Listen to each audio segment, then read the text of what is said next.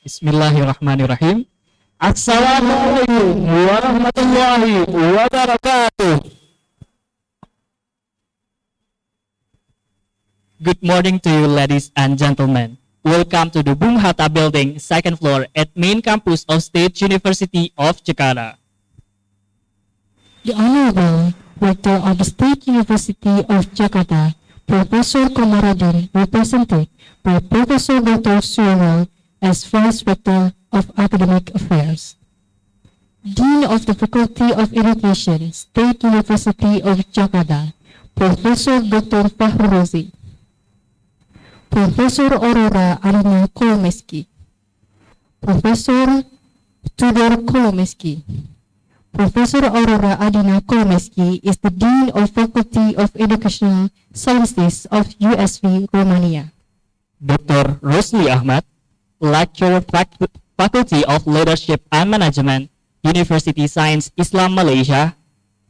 State University Leader, Lecturer, Undergraduate and Graduate Student, distinguished ladies and gentlemen, both attending here and online.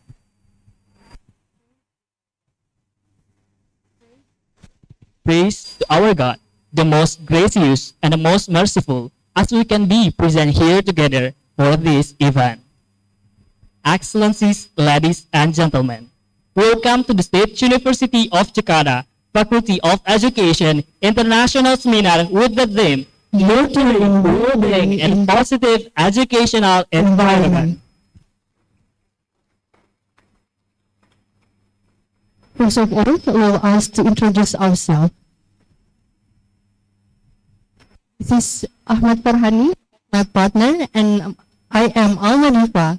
We are senior students of the Faculty of Education, Community Education Department.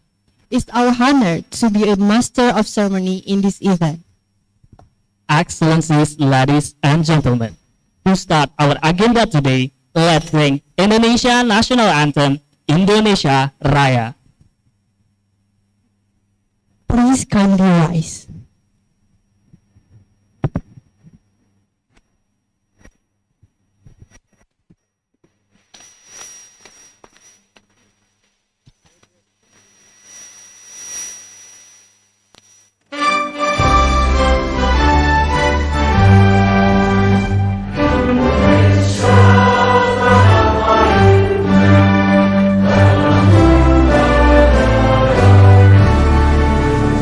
Yes,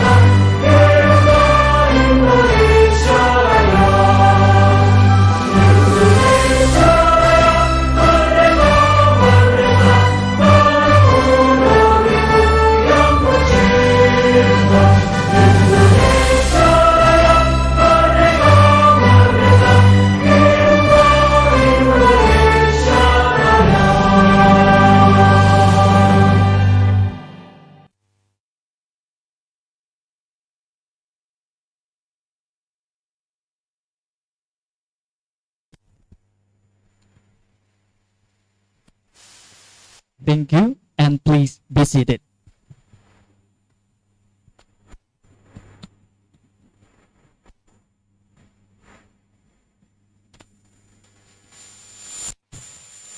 Leading the opening prayer will be led by Dr. Otip Satibi in Islamic manner. Dr. Otip Satibi is a lecturer at Elementary School Department. Please come to the stage.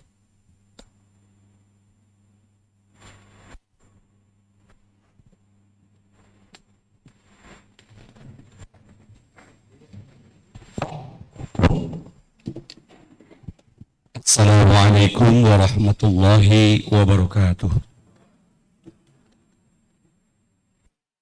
A'udzu billahi minasy syaithanir rajim. Bismillahirrahmanirrahim.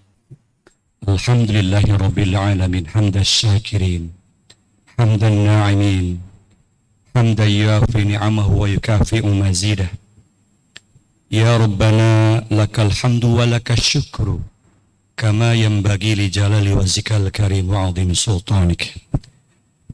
Ya Allah yang Maha Agung, pada hari ini kami keluarga besar Fakultas Ilmu Pendidikan Universitas Negeri Jakarta berkumpul bersama dalam rangka mensyukuri salah satu nikmat yang telah Engkau karuniakan kepada kami, berupa nikmat menyelenggarakan seminar internasional yang mengusung tema Nurturing Well-Being in Positive Educational Environment.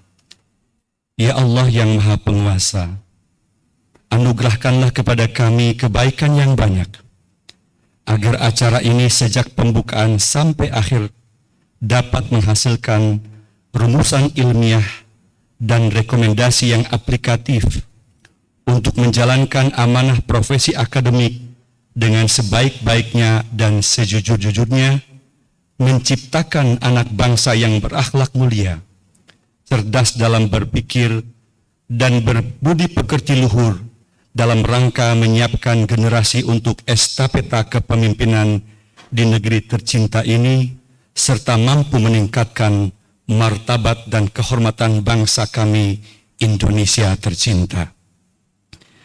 Ya Allah yang Maha Pemelihara, melalui seminar internasional ini kami berikhtiar dan berusaha untuk menentukan formula efektif agar dapat memelihara dan merawat kesejahteraan kehidupan kami di lingkungan pendidikan yang positif dalam rangka meningkatkan mutu pendidikan anak bangsa kami di masa yang akan datang. Ya Allah, ya Rabbana, tunjukkanlah kepada kami jalan yang lurus, hati yang ikhlas, dan pikiran yang jernih, agar kami dapat membedakan antara kebenaran dengan kekeliruan. Bimbinglah kami dalam membahas, mendiskusikan, dan menyusun rekomendasi ilmiah, terlepas dari kecerobohan dan kepentingan yang akan merusak kemurnian dunia ilmu pendidikan di Indonesia. Jadikanlah negara kami Indonesia tercinta, negara yang lebih kokoh dalam kesatuan, makmur dalam kedaulatan. Jauhkanlah kami dari mara bahaya dan malapetaka. Hindarkanlah kami dari musibah dan bencana. Selamatkanlah dari perpecahan dan permusuhan. Ya Allah yang Maha Pengasih, ampunilah segala dosa dan kekhilafan kami, dosa kedua orang tua kami, juga para pendahulu kami. Masukkanlah ya Allah teman-teman kami yang telah wafat, termasuk saudara kami yang hari ini meninggal dunia, mendahului kami ke dalam taman-taman surga sebagai balasan pahala atas amal soleh mereka selama ini. Semoga Engkau mengabulkan doa dan meridhoi doa kami semua. Rabbana hablana min azwajina wa dhurriyyatina qurrata a'yun waj'alna lil muttaqina imama. Rabbana atina fid dunya hasanah wa fil akhirati hasanah wa qina adzaban nar. Walhamdulillahi rabbil alamin. Wassalamualaikum warahmatullahi wabarakatuh.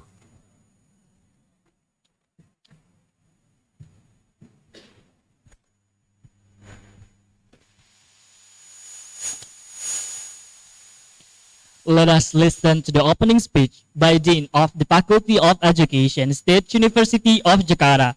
Please welcome Professor Dr. Fahrul Razi.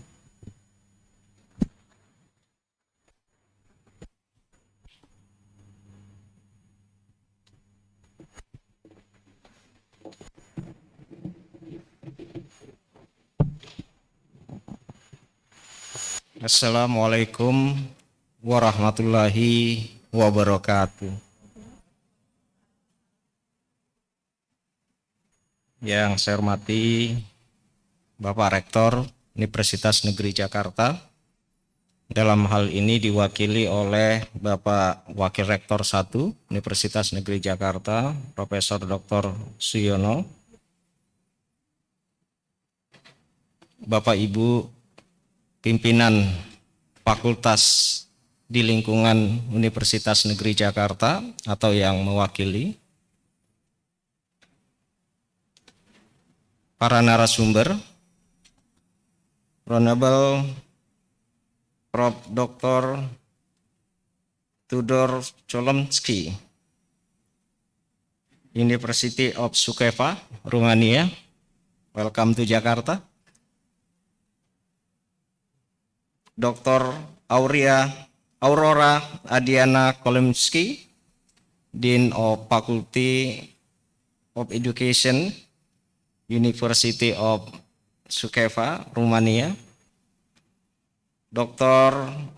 Ruslan Ahmad, Senior Lecturer, University of Science Islam, Malaysia. Profesor Dr. Awaludin Chala, dosen Universitas Negeri Jakarta.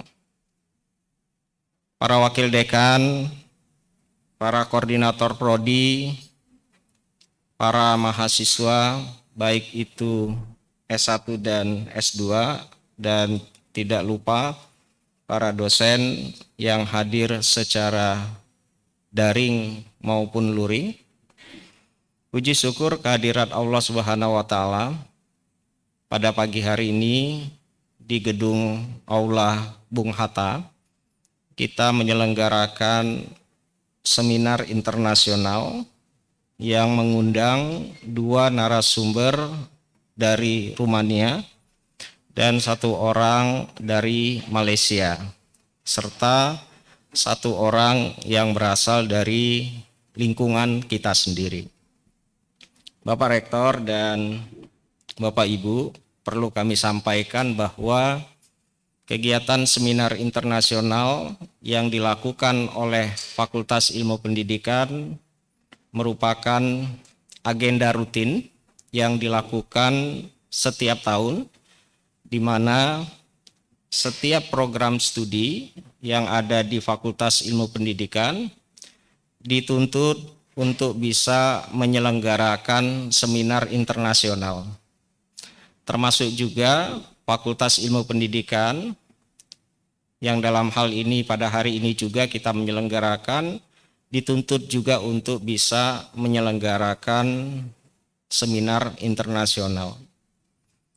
Tentu dengan adanya migrasi 4 program studi S2 yang ada di pasca sarjana, ditambah dengan 3 yang sudah ada di Fakultas Ilmu Pendidikan, maka kalau sekarang ini berarti ada 14 prodi, Pak Sujiharto, Pak Utip, Bu Dini, ada 7 program studi S1 dan 7 program studi S2. Alhamdulillah ini semuanya sudah punya S2-nya. Nah, dengan adanya S2 yang sama banyaknya seperti S1, maka tuntutan terhadap kualitas, mutu, dan suasana akademik di S2 ini diharapkan sama dengan yang di pasca sarjana atau bahkan lebih dari pasca sarjana. Maka dari itu Bapak Ibu, program-program kedepannya yang akan dilakukan oleh Fakultas Ilmu Pendidikan akan lebih banyak meningkatkan suasana akademik, baik itu dalam berbagai kegiatan-kegiatan seminar, lokakarya, pelatihan, termasuk juga peningkatan kapasitas mahasiswa. Harapannya dengan adanya seperti itu, tidak hanya kualitas mahasiswa S1 yang bisa bersaing pada level nasional dan internasional, tetapi juga diharapkan pada level yang lebih tinggi lagi, yaitu S2 dan S3 bisa pada level internasional juga. Kemudian yang perlu kami laporkan juga Pak WR1, Bapak Ibu, kegiatan ini mengusung tema yang sudah disiapkan oleh teman-teman dari panitia, di mana tema ini sangat berharap kepada pengembangan pendidikan pada anak-anak sekolah yang ada, baik itu di Indonesia, mungkin juga di Malaysia, atau juga di negara-negara yang lain. Harapannya adalah dengan tema ini para mahasiswa, baik S1 dan S2, serta para dosen bisa mengambil manfaat.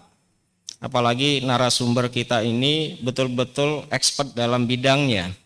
Beliau kalau dari rangkaiannya sudah cukup terbang ke sana kemari, kebetulan dari Solo, kemudian dari Jogja, dan hari ini ke Jakarta. Dan kabarnya nanti malam harus kembali ke Rumania.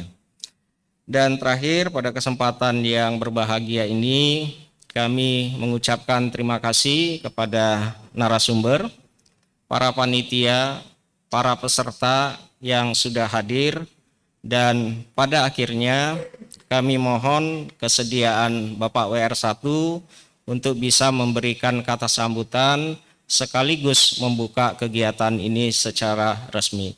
Demikian saja yang bisa saya sampaikan. Terima kasih. Wassalamualaikum warahmatullahi wabarakatuh.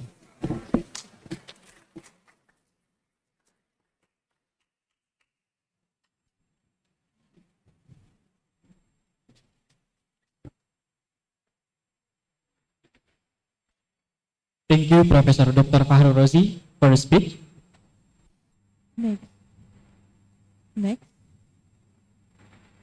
Next, we carry on the welcoming speech by the Rector of the State University of Jakarta. He will also officially open the seminar, which will be represented by Professor Dr. Suryono as Vice Rector of Academic Affairs. Ladies and gentlemen, please give a round of applause to Dr. Suryono.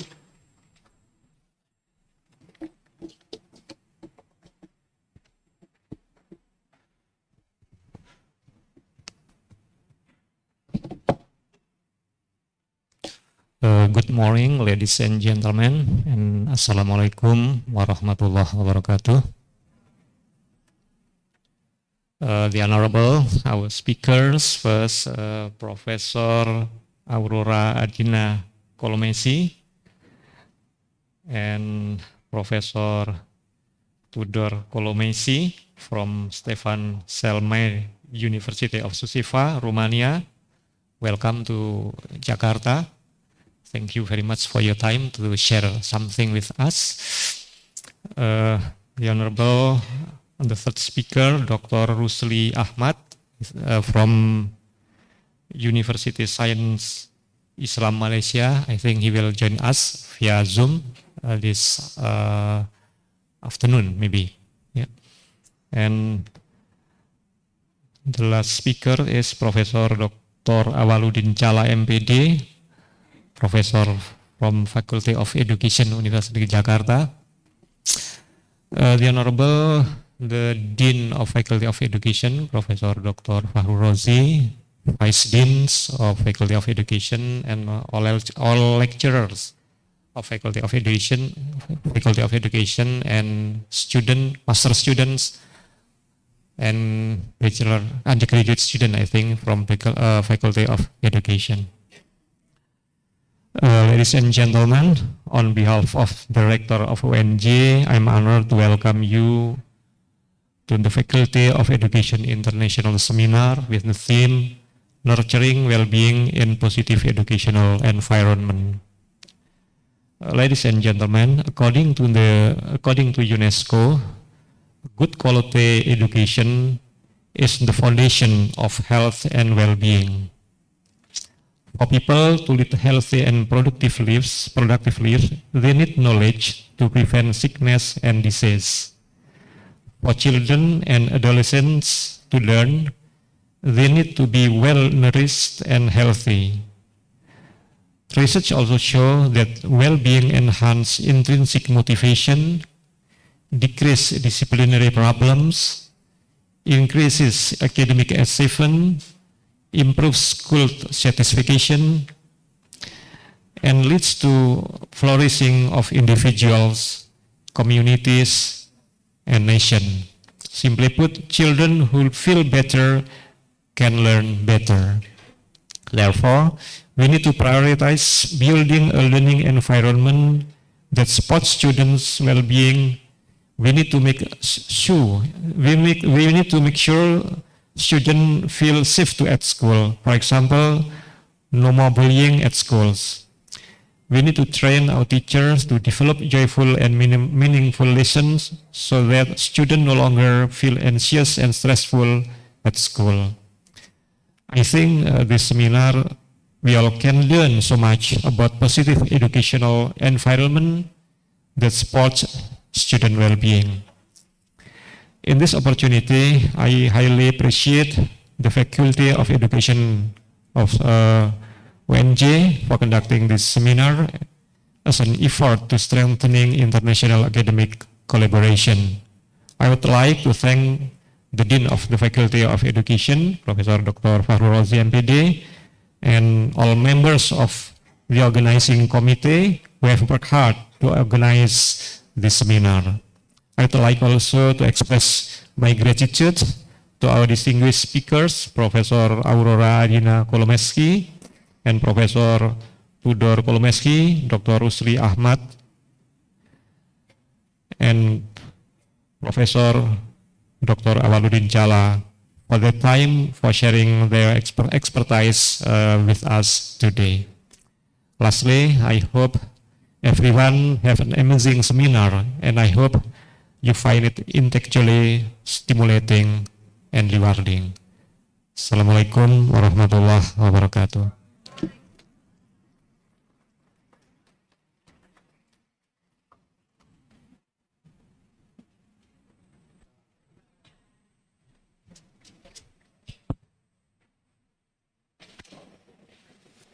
Thank you, Professor Dr. Suryono, for the speech.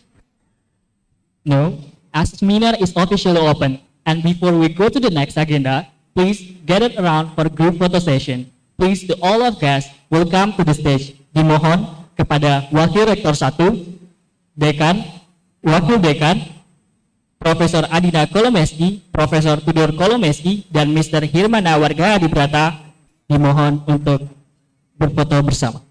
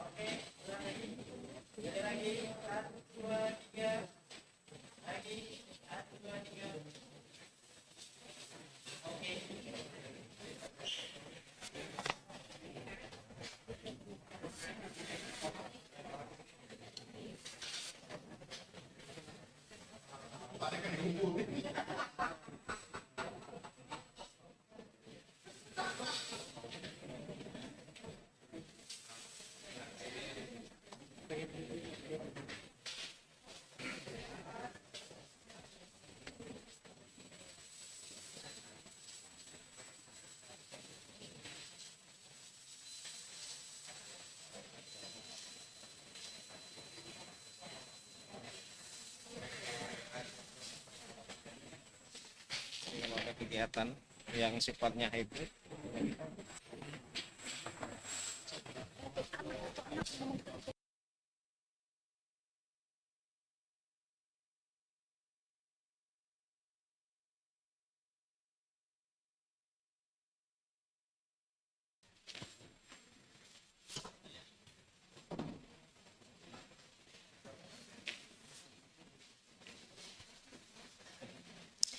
Yeah. Now we have come to the session we have been waiting for. It is presentation and discussion with Professor Aurora Adina Kolomeski and Professor Tudor Kolomeski on nurturing well-being in positive educational environment. Our discussion will be moderated by Mr. Hirmana Warga Hadibrata. Mr. Hirmana Warga Hibrata, please come to the stage.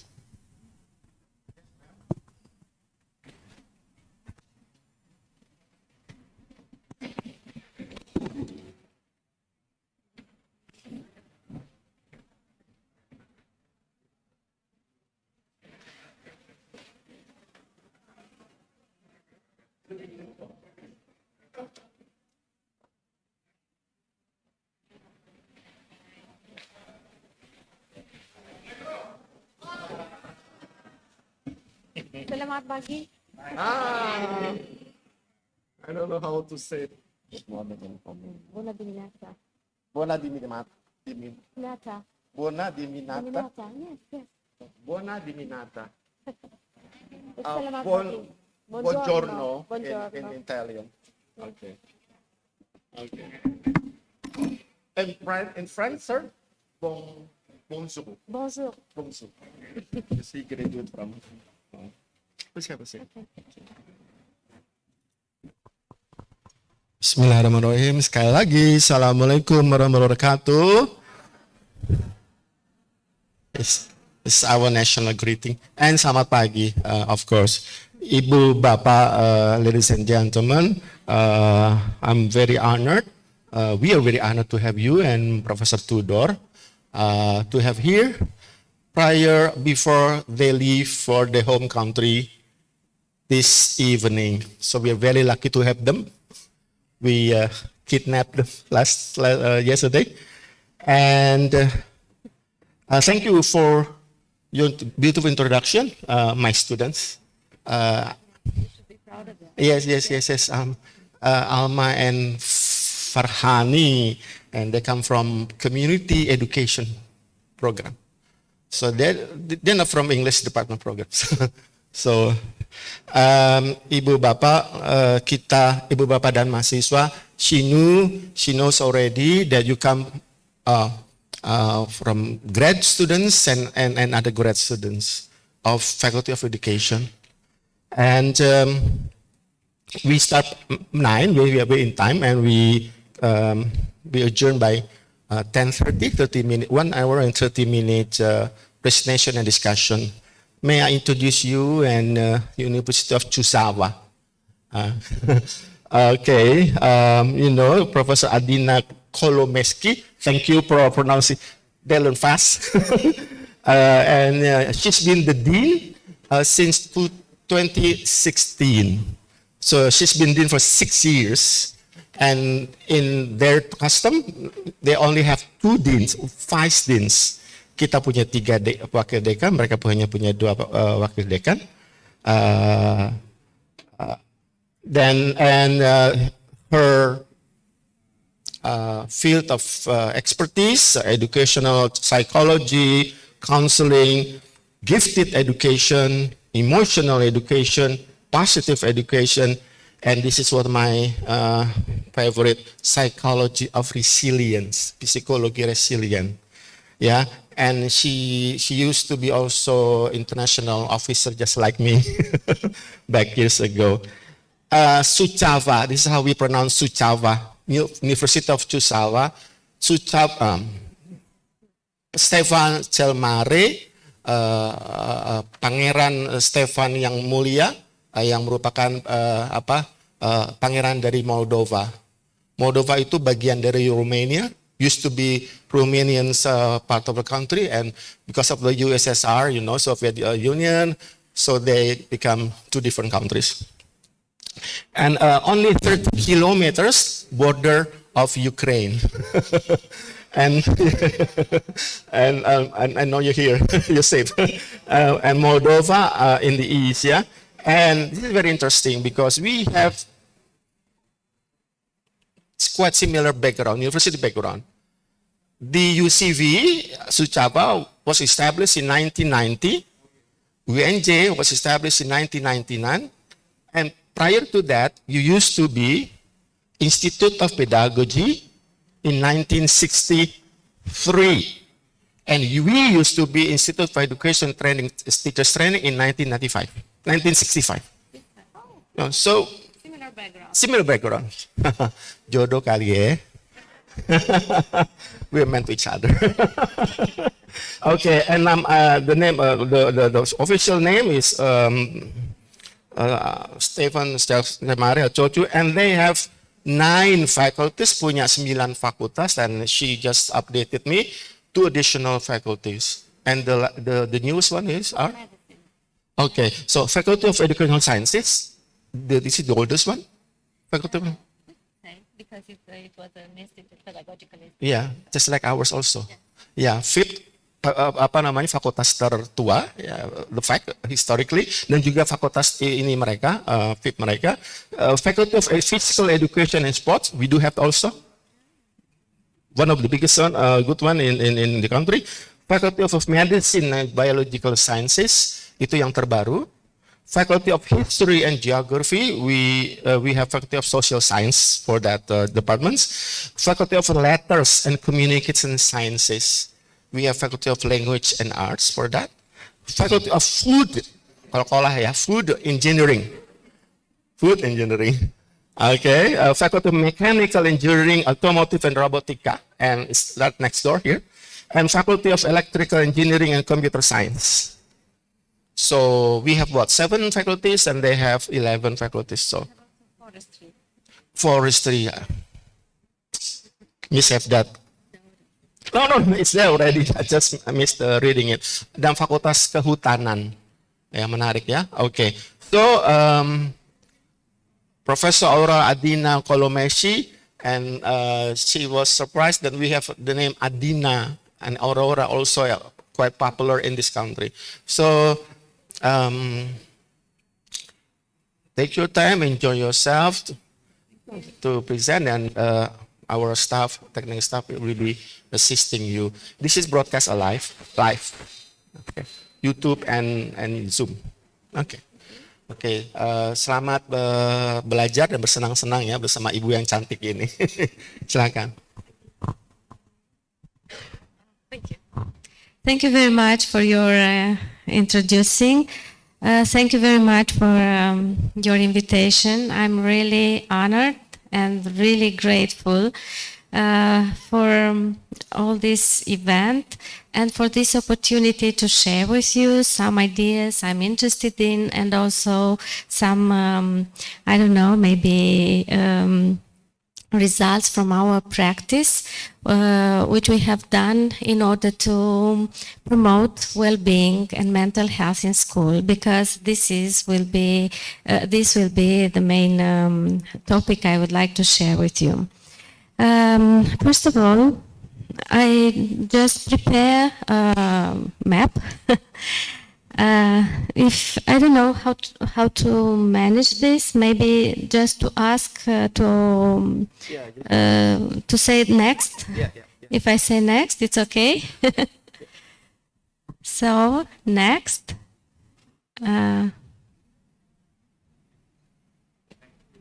Next, please. Next, please. Okay. From Romania to Indonesia. Yes. It's a long way. Really long.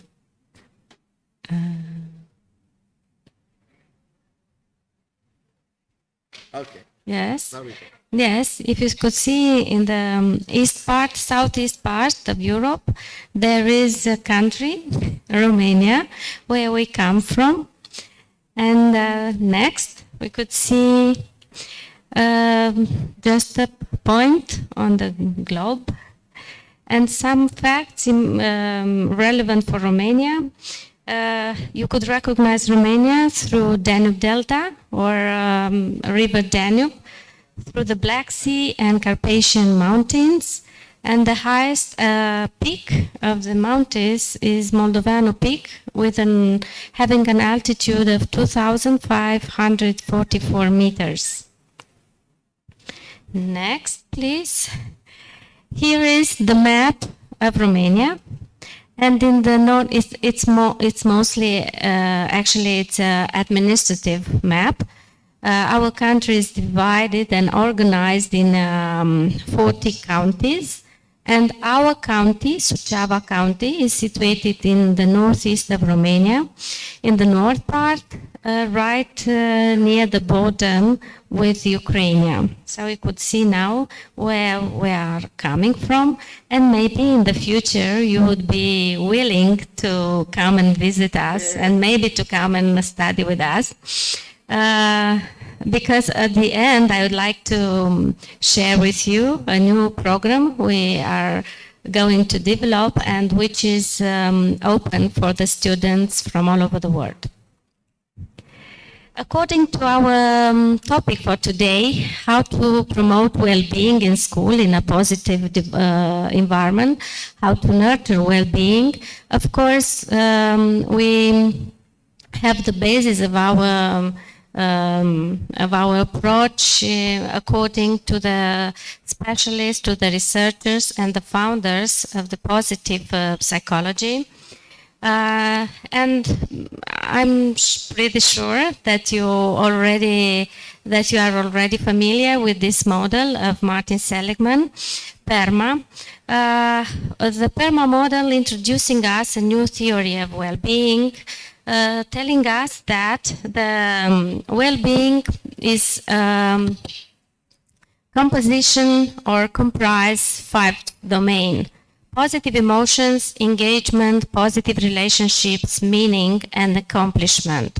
First of all, next, I would like just to point out some ideas about the positive emotions. What good are positive emotions? Because these are the basis we need to cultivate in our classroom in order to promote a positive emotional climate, so to nurture well-being, to nurture and to promote well-being. And in the same line, we are going to the researchers, to those scholars who did a lot of researches and developed theories. And we can stop to an important theory, which is called the broaden and build theory of positive emotions. And according to this theory, positive emotions appear to broaden people's momentary thought-action repertoires and build their personal resources. Positive emotions also facilitate behavior tendency, and being positive, the researchers demonstrated that it's very easy to be able to see new possibilities, to bounce back from the setbacks, to connect more deeply with others, and to reach their potential. So positivity expands our outlook by broadening our fields of peripheral vision. Next, please. Yes. Also, being positive, we could cultivate a better relationship and facilitate a greater sense of connectedness with others. In the same time, just a temporary boost in positivity allowed people to see more overlap between themselves and others, leading them to conclude that with positivity, people feel closer and more connected to the important people in their lives. So having these positive emotions in our life, we can enhance, and we could have a more fruitful life cultivating our relationships. What about the next, please? What about the build effects of positive emotion? Here is the information we need to have related to the broadened mindset, because this means this is the basis of discovery of new.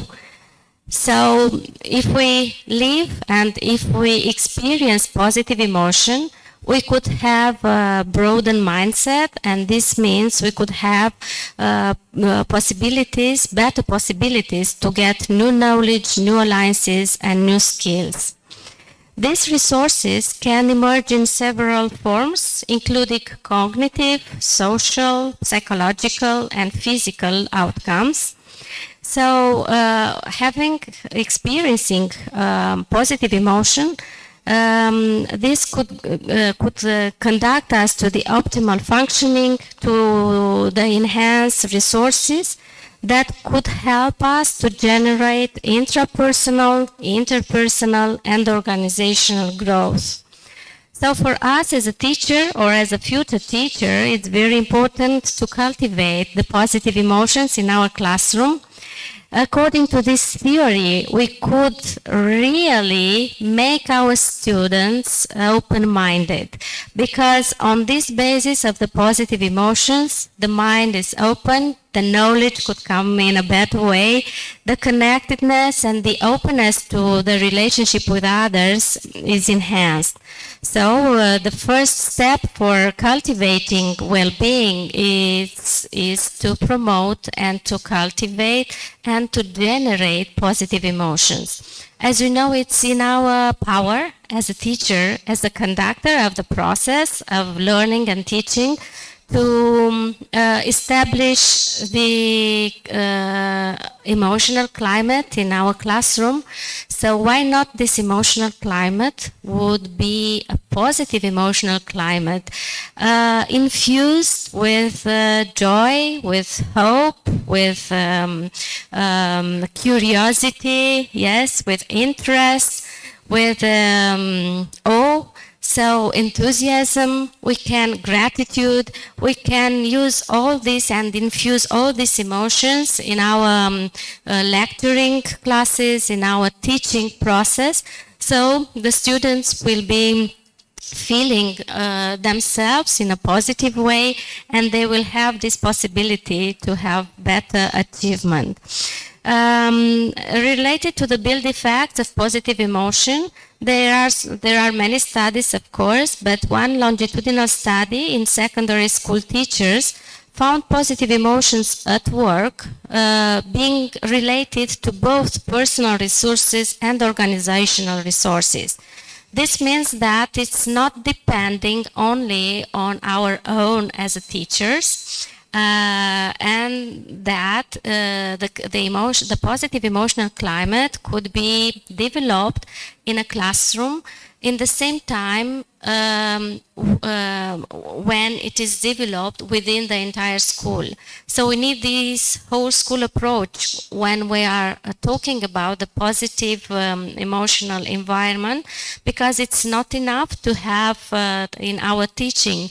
It needs to be in the entire climate of the organization, and it is already demonstrated through studies that these positive emotions are related not only to the personal resources, to our own emotional potential, but also to the organizational resources. As we know, a teaching profession is a very stressful profession. It is recognized as being one of the most exposed to the stress, and also the emotional labor is very high in the teaching process, because to be a teacher means to be involved yourself with your own emotional capital. You could not teach to be detached by yourself. So you need practically our main tool is our mind and our positive attitude. So we need to invest our own personality in our work. Related to the positivity, there is a very interesting, even if it was, let's say, criticized, result of Losada and Fredrickson, and they collaborated to explore the impact of positive to negative effect, and they developed a concept which is called positivity ratio, that distinguishes between a flourishing and non-flourishing state in individuals.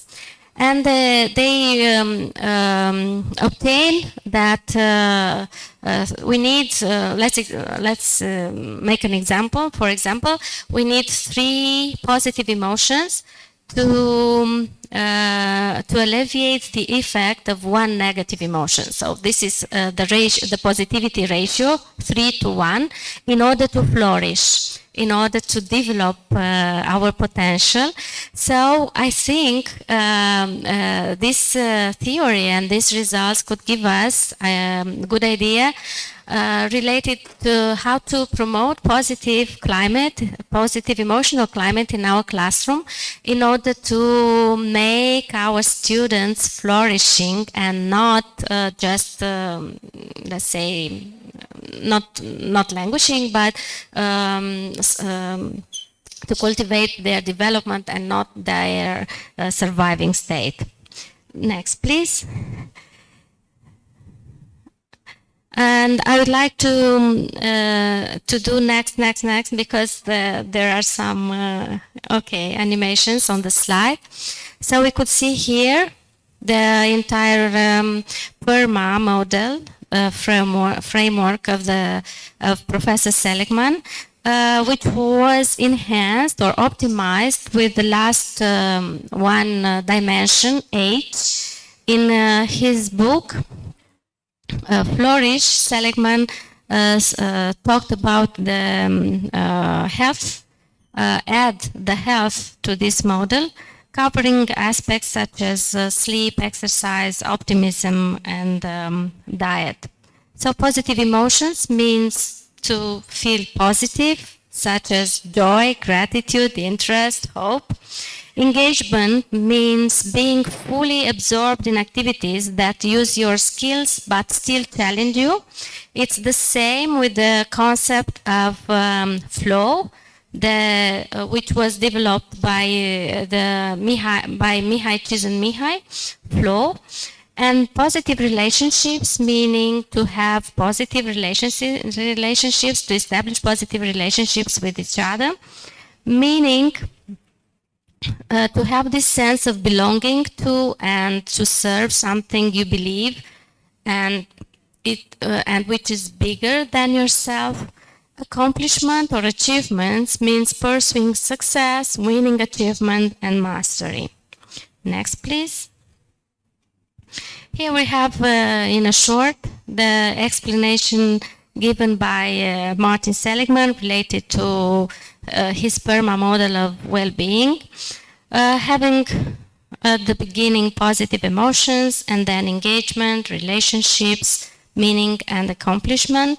So we could say that we have some guidelines in order to know which are the most important topic we need to address when it is about promoting well-being or nurturing well-being. Related to well-being of children, next please. Relating to the subject, to the topic of well-being of children, I've just put on this slide a lot of questions, but there are 2 of them, the last 2 of them, which maybe I would like to give an answer in this talk. Because, of course, there are many questions raised up in contemporary research, such as what is the role of the school in strengthening the psychological well-being of children and young people and their mental health, especially in the context of a pandemic, or something related to promotion of positive mental health, this issue of systematization and coordination of preventive and promotional and intervention programs for children and youth in the educational context. I underline these 2 ideas because in the following presentation I'd like to share with you a project we have developed in cooperation with other universities. The next, please.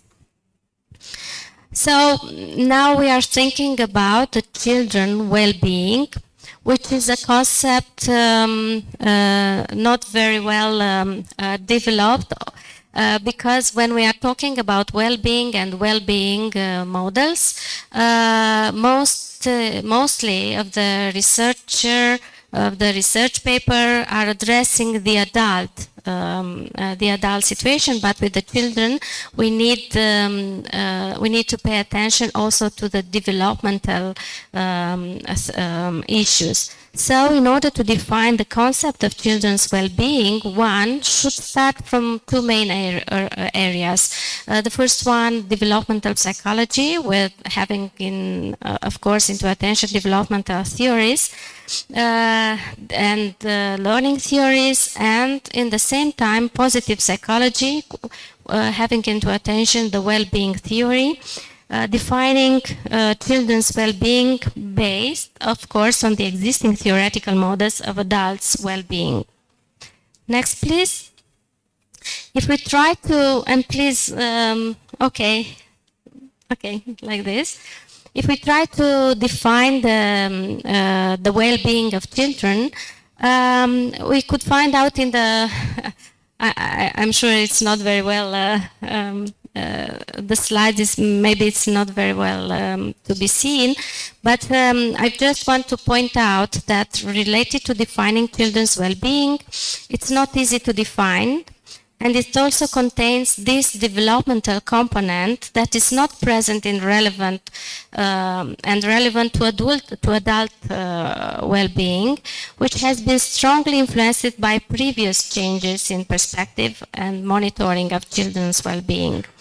In the same time, the research and measurement of children's well-being need to be developed because we have instruments, we have tools for measuring adult well-being, and depending on the conceptualization of children's well-being, we need also measurement which could be or may be different. So to achieve research quality, it is necessary to take into account as much data from different sources of information. Providing professional support for children's well-being. This means that teachers need continuous professional development and continuous monitoring the changes, the harmonization of everyday life changes with changes in the modern competencies of educators. So we need also to provide training for teachers in order to be better prepared to facilitate or to nurture well-being in their classroom through learning and teaching. Next, please. And please, okay. Here I would like just to point out 4 ideas related to changes in focus or perspective. Because when we are talking about children well-being, we could infer that there are some shifts in the perspective and related to the focus of the practice, research and practice. So the first shift is from a focus on a child's mere survival to a focus on well-being and other attributes. So it's important not just to cultivate safety and survival mood, let's say, of the child, but we need to provide and to facilitate, to nurture well-being. The other shift is from a focus on negative aspects in children's lives to a focus on positive aspects. And we have it from this idea from the positive psychology, which try to point out the interest and the necessity to focus also on the positive and not only to the negative, because as we know, before the 2000, yes, before 2000, it was said that the entire science of psychology was focused merely on the negative aspects of life, trying to find and to give solutions for overcoming setbacks and difficulties. But in the same time, it's very important to have in mind the resources, the positive aspects, the strengths, so we can enhance it and we can work together in order to optimize the possibility of development and flourish of human being. This is the main point here, not to focus only to the negative, but focus to the positive to cultivate flourishing. In the same time, there is another shift from focus on well-becoming to well-being. This means that we do not need only to hope that in the future the children will be better, their lives will be okay. We need to focus on the present life and to pay attention to their emotions, to their relationships, and to cultivate and nurture present well-being. This means that the fourth shift from a focus on a traditional to new domains of children well-being. The next, please. We could find out in the literature that there is a child well-being multidimensional model, and here we could find out that all these shifts of the focus from well-becoming to well-being, from survival to well-being, from negative to positive, from traditional to new domains, being in the same time or having in the same time the approach of integrity, complexity, and the holism. Next, please. Child well-being represents the whole child, and I would like just to point out the sixth domain UNICEF consider as being relevant for child well-being. So this could be material well-being, and the indicator of deprivation could be found in the percentage of children reporting that there are fewer than 10 books in their home, for example.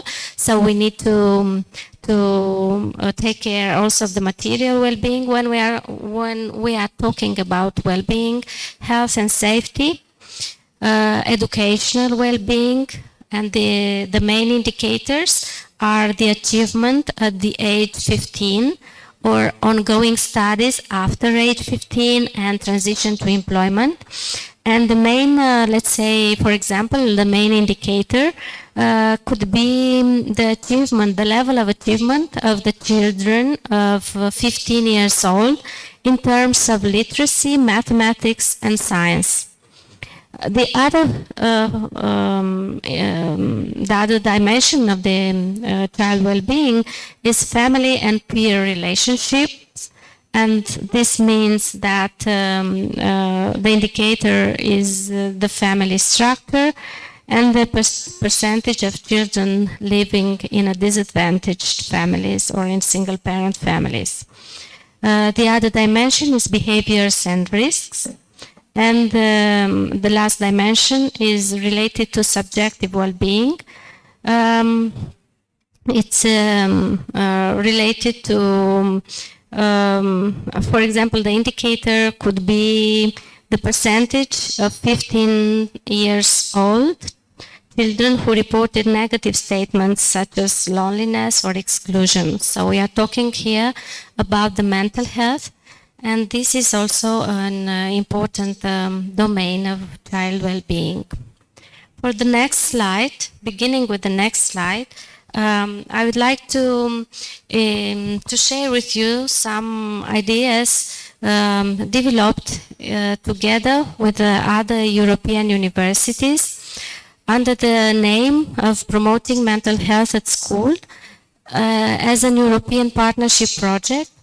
Which is focused on nurturing well-being through promoting mental health through education in school, in class. So in the next part of my presentation, I would like to share with you the results we have with this project and also to share with you that all the materials we have developed together are going to be open access. They are already developed in 7 languages, actually in 8 languages, in English, and the languages of the countries participated.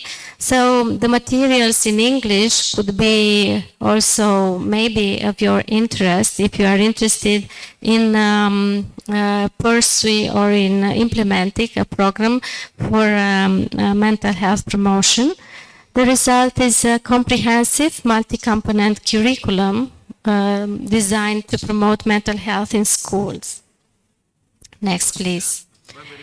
It's finished in August 2022. It was done in the last 3 years, so it's very new.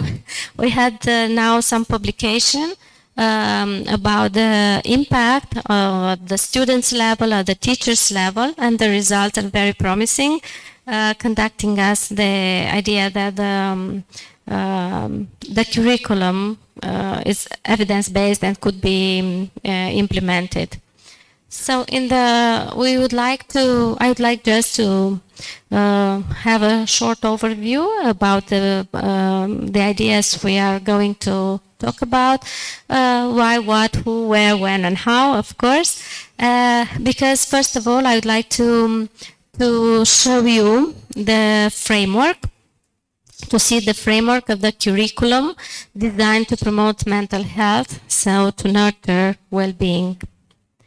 Why, next slide please, why it's important to promote mental health in school. First of all, I would like to underline the idea which was at the beginning, how we understood mental health, what is the concept of mental health, and we took it from the conceptualization of the World Health Organization. Mental health is defined as a state of well-being in which every individual realizes his or her own potential, cope with the normal stresses of life, work productively and fruitfully, and is able to make a contribution to his or her own community. And I would like also to point out your attention and to underline some ideas here. The ideas are well-being, full potential, contribution. Contribution for myself and contribution for the others, for the community. And we can relate this idea also with the position paper of the OECD, when the ideal and the goal of education is established to be well-being for the person, for the family, for the community, for the society, and for the planet at large. So we need to cultivate this mindset that it is important of course, to invest and to work in order to develop the potential, the personal potential, and also to give back or to invest this potential for the benefit not only of his own or her own sake, but also for the benefit of the community at large. In the same time, the global emergency to promote mental health in schools is established by the fact that, for example, there are many studies and statistics that show us that 20% of school children experience mental health difficulties, with depression being the primary global issue among the adolescents, and that mental health problems among children have been increasing over the past decades, and that the age at which children experience mental health problems is lower and lower. The next, please. So we need early intervention, and how and where we could provide this intervention. We could provide this intervention better in schools. Schools are considered to be an ideal setting in which to promote mental health for children and youth, providing the opportunity to reach large groups of children during their formative years of cognitive, emotional, and behavioral development. So schools could be the best place where we could provide help, or we could provide intervention or prevention in order to cultivate mental health of the children at a large scale. Also, we had in our attention the policies, the European policies, for example, the European Union Framework for Action and on Mental Health and Well-being, which recognizes mental health promotion at school as one of the main priority of the public health agenda. This project focused on two main goals. First, to develop or to innovate the educational policy, because the result is concretized in a new educational policy for promoting mental health at school. And on the other hand, the other goal is to validate the curriculum, so to develop an evidence-based curriculum. That is why we pursued for the last 3 years research. We developed materials, we researched, we tested it. In the next, please, yes. And we could see that there are, first of all, I just want to show you the partners and the consortium which were involved in developing this curriculum. There were 7 countries. University of Milano Bicocca from Italy, University of Malta, University of Latvia, Faculty of Teacher Education, University of Rijeka from Croatia, my university, Ștefan cel Mare from Suceava, Romania, University of Patras in Greece, and University of Lisbon in Portugal. Besides these universities, as academic partners, we had also involved some administrative institutions like ministry or regional inspectorates of schools from the participating countries. And besides this, we had also the participation of some non-governmental organizations from Europe, like European Network for Social and Emotional Competence or European Association for Developmental Psychology. In the same time, we had another partner, the Lab for Social Emotional Learning of Rutgers University from USA. Please, next and next, because the next one. Okay, thank you. The theoretical framework, I think it's very important for us for a deeper understanding, of course, of the situation of this curriculum. We focused both on positive and negative.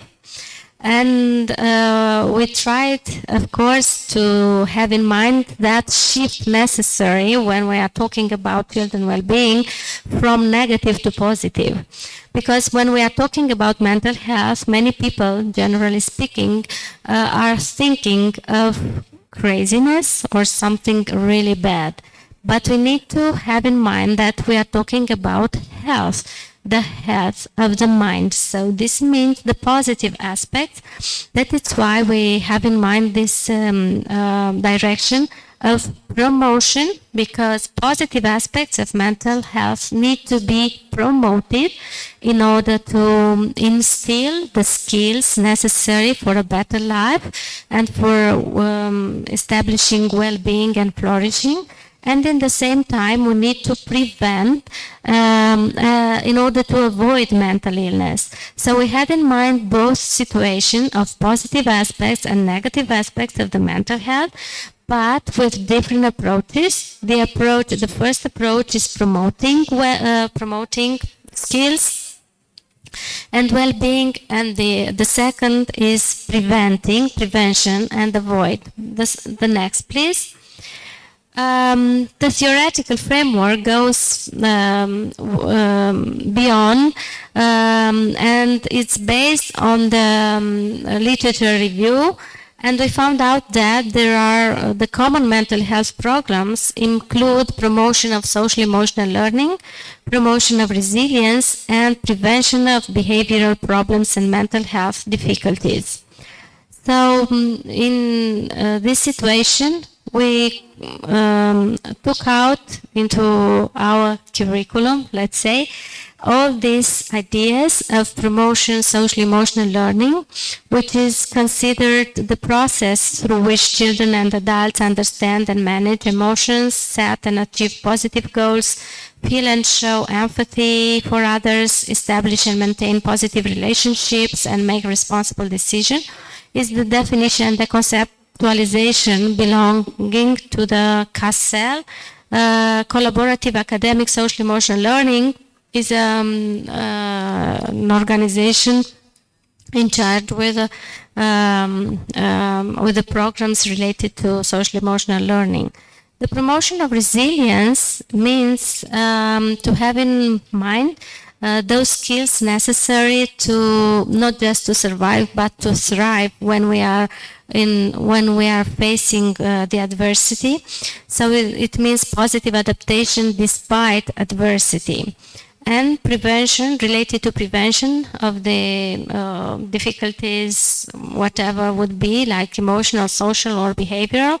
We had three main topics related to internalizing, externalizing problems, and risk behaviors. In the next slide, yes, we could see the PROMISE framework. In the center, we have the themes: promoting social and emotional learning, promoting resilience, so the two dimensions of promotion, and the dimension of preventing mental health difficulties and at-risk behaviors. And all these are developed and targeted and addressed to students, but not only to the students, also to the teachers and to the students' families and to the school leaders, trying to have this whole school approach, which we have mentioned before, because it's not enough to work in a class, trying to develop positive skills for the students if you do not involve the families and the community, the school community and the community at large. That is why, in the next slide, we could see the targeted population. The curriculum developed, it's universal. It is addressed to all students, also to the children with special educational needs. It is addressed to parents and families and to the school community. It was tested in 6 countries, so it could be, we could say that it is suitable for a national level, for the European countries, and maybe if you'd like to test it or to take a chance to see how it works in your culture, it would be a very good and interesting research project. In terms of skills and behaviors, next please. We could see the promotion of the social and emotional learning, and we have the 5 dimensions, which became 5 topics for our curriculum, provided by CASEL: self-awareness, self-regulation, social awareness, relationship skills, and responsible decision-making.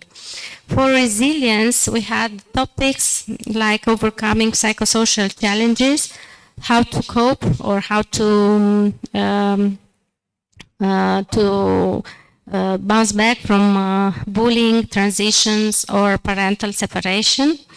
And for prevention, we had this topic related to internalizing problems like withdrawal, anxiety, fearfulness, and depression, externalizing behaviors like aggression, violence, or at-risk behaviors like substance abuse, addictions, or crime. In terms of equality implementation principles, we have these ideas that the curriculum, it is or should be evidence-based. That is why we trial it in a complex research design, quasi-experimental research design. Also the whole school approach, because it's not enough to work only with the students in the walls of the classroom. Within the walls of the classroom, we need to go beyond in the school and to the family, to reach the family, to active engage families, parents who are engaged in participating in seminars. We have these dimensions of promotion and prevention, having in mind both positive and negative, but treated in a positive way, because we need to enhance what is resourceful and positive, and we need to diminish the impact and to alleviate the negative. It is universal, addressing to the children with all kinds of difficulties, all the children we find in a classroom. It is developmental age appropriate, because it is designed to be addressed not only to the children in the kindergarten, but also for the children in the high school. Could be delivered as embedded in an embedded approach or as a curricula as itself. Provide an experiential approach, safe approach, sequenced, active learning, focused on the specific competencies and provided in an explicit way. In the same time, it comes with a program for teacher training, so teachers need to be aware and to be trained in order to implement the curriculum, and they benefit also by mentoring and supervision. And as I said before, the parents were involved. The materials. The materials we had developed are quite a lot, we could say. We have 9 books for this program, so this curriculum comes with 9 books. The first 2 books are Teacher's Activity Handbook to Promote Students' Mental Health. And these are designed for 2 levels, for kindergarten and primary school and middle and high school. And in the same book, we could find topics and lessons developed for 2 levels, basic and advanced. So we have basic and advanced activities in the kindergarten and primary school handbook, and also basic and advanced activities in middle and high school handbook. Related to students' activity handbook to promote their own mental health, we have kindergarten and primary school, and also middle and high school. And this student handbook, it's very interesting because it is designed to be work with the family at home. So the message of mental health promotion in school is followed by the activities at home. We have also a handbook for teachers to promote their own mental health. We pursue in the same time a research related to teachers' well-being and teachers' mental health. And we could see that it's very important to nurture the teacher also, as I have just experienced yesterday in the flight, and when we are traveling by plane.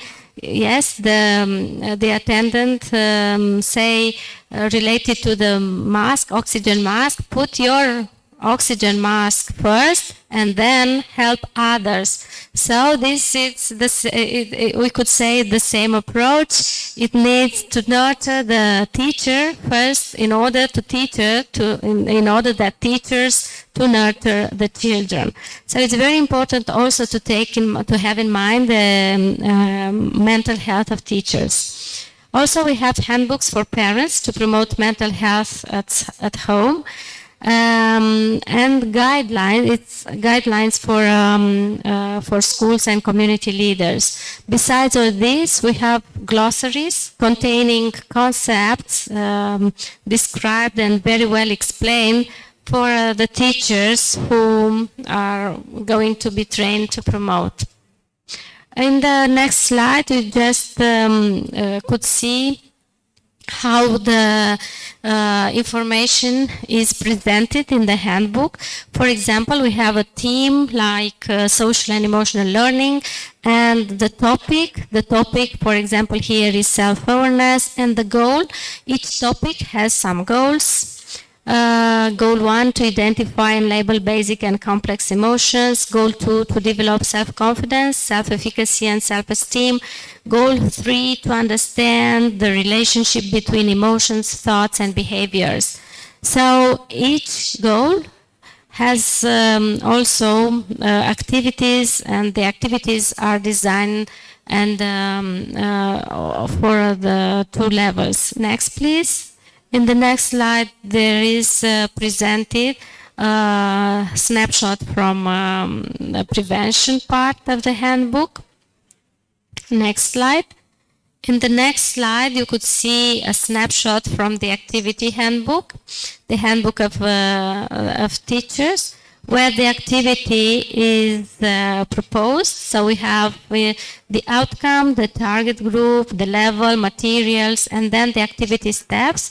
We consider it that these activities are ready to use and to be implemented in the classroom. In the next slide, please, we could see here the themes and the topics related to each theme. So we have 2 themes for promotion, promoting social and emotional learning and promotion resilience, and 1 theme for prevention, preventing social, emotional, and behavioral problems. For SEL, social emotional learning, we have the 5 topics borrowed from the CASEL approach. For promoting resilience, we have 2 main topics, dealing with psychosocial challenges and dealing with traumatic experience. And for prevention, we have 3 topics, dealing with internalizing problems, dealing with externalizing problems, and dealing with at-risk behaviors. These are the main topics, themes and topics, and they are developed in the handbook, having in mind this structure. Promoting social, for example, we have the theme, the topic, the goal, and the activity. And the activity is designed for basic level and for advanced level. So the teacher, when use the handbook, can choose the most appropriate activity according to the specificity of his or her own classroom. In the next slide, you could see the timeline of our work in the project, how we developed this curriculum. In the first year, we do the documentation and research, of course, the literature review and development of the curriculum. And then we select the assessment instrument. And for the second semester, we trial the curriculum in the 6 countries. Having a research design with pre-test and post-test. And in the 3rd year, we try to evaluate the effectiveness and to see what are the impact on the policy. There are countries, for example, in Portugal, Greece, Italy, where this curriculum is implemented and Latvia, where this curriculum is implemented at the national level. In Romania, we are on the way to have the accreditation of the Ministry of Education for this course to be implemented at the national level as an optional course. The research design, as I said to you before, we had an experimental group and the control group with pre-test and post-test and 5-month implementation of the curriculum. The teachers who implemented the curriculum attended a training, 25 hours training, and also benefited from the supervision. In the same time, we delivered and we organized seminars with parents. So the parents were involved from the beginning because they needed to be informed and to give the permission for their children to attend this class. So the parents were in the same time our partners, and they were educated, let's say, related to the mental health and to the promoting mental health school curriculum specificity. We measure both students and teachers' mental health.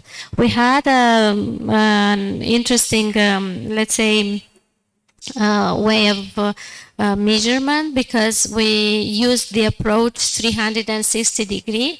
So the students evaluated themselves through self-report. Teacher evaluated his students, each of one, and parents evaluated their children. So we had data for one child from 3 points of view: his own, his teacher, and his parent. And in the same time, teachers worked a lot. Teachers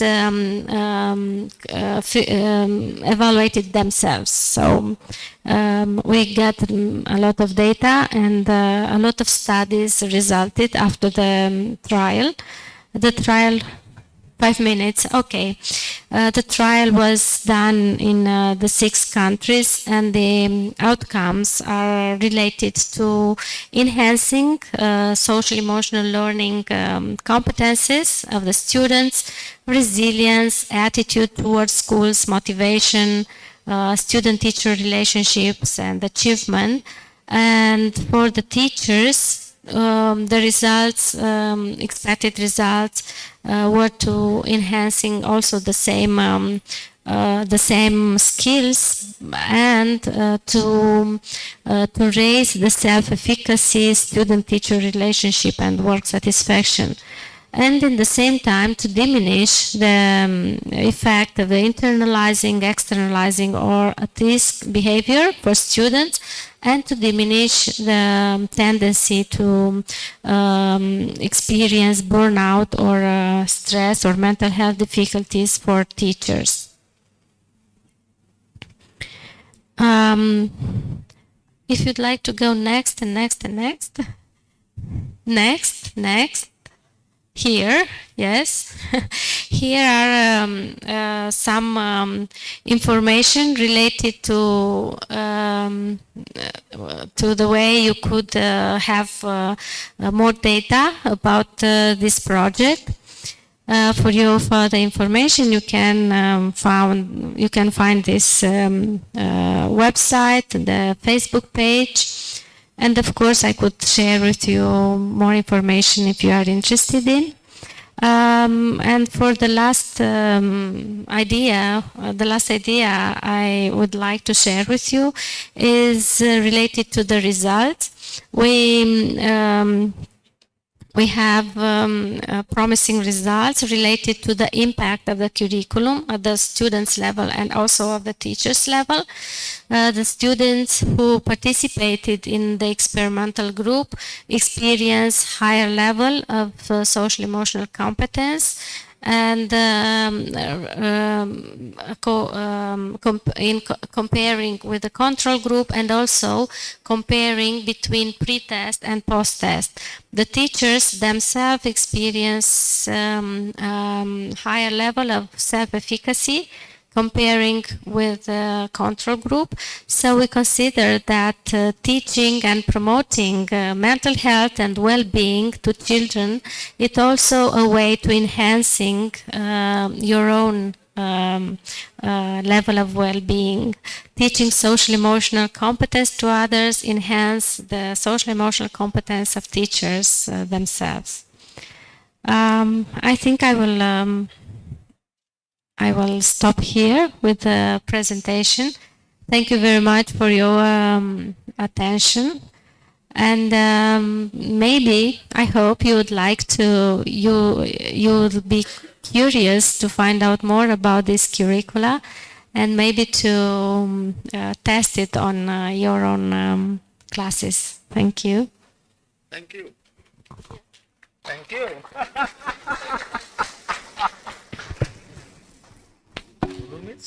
Follow me.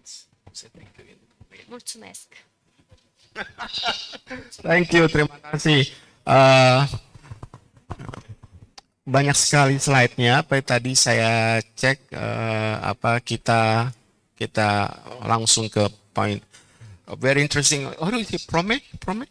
Promes ya. Projectnya sangat menarik. Prof Adina, I have already 4 people to have questions to share, and they are from undergrad students of our faculty and also junior instructor.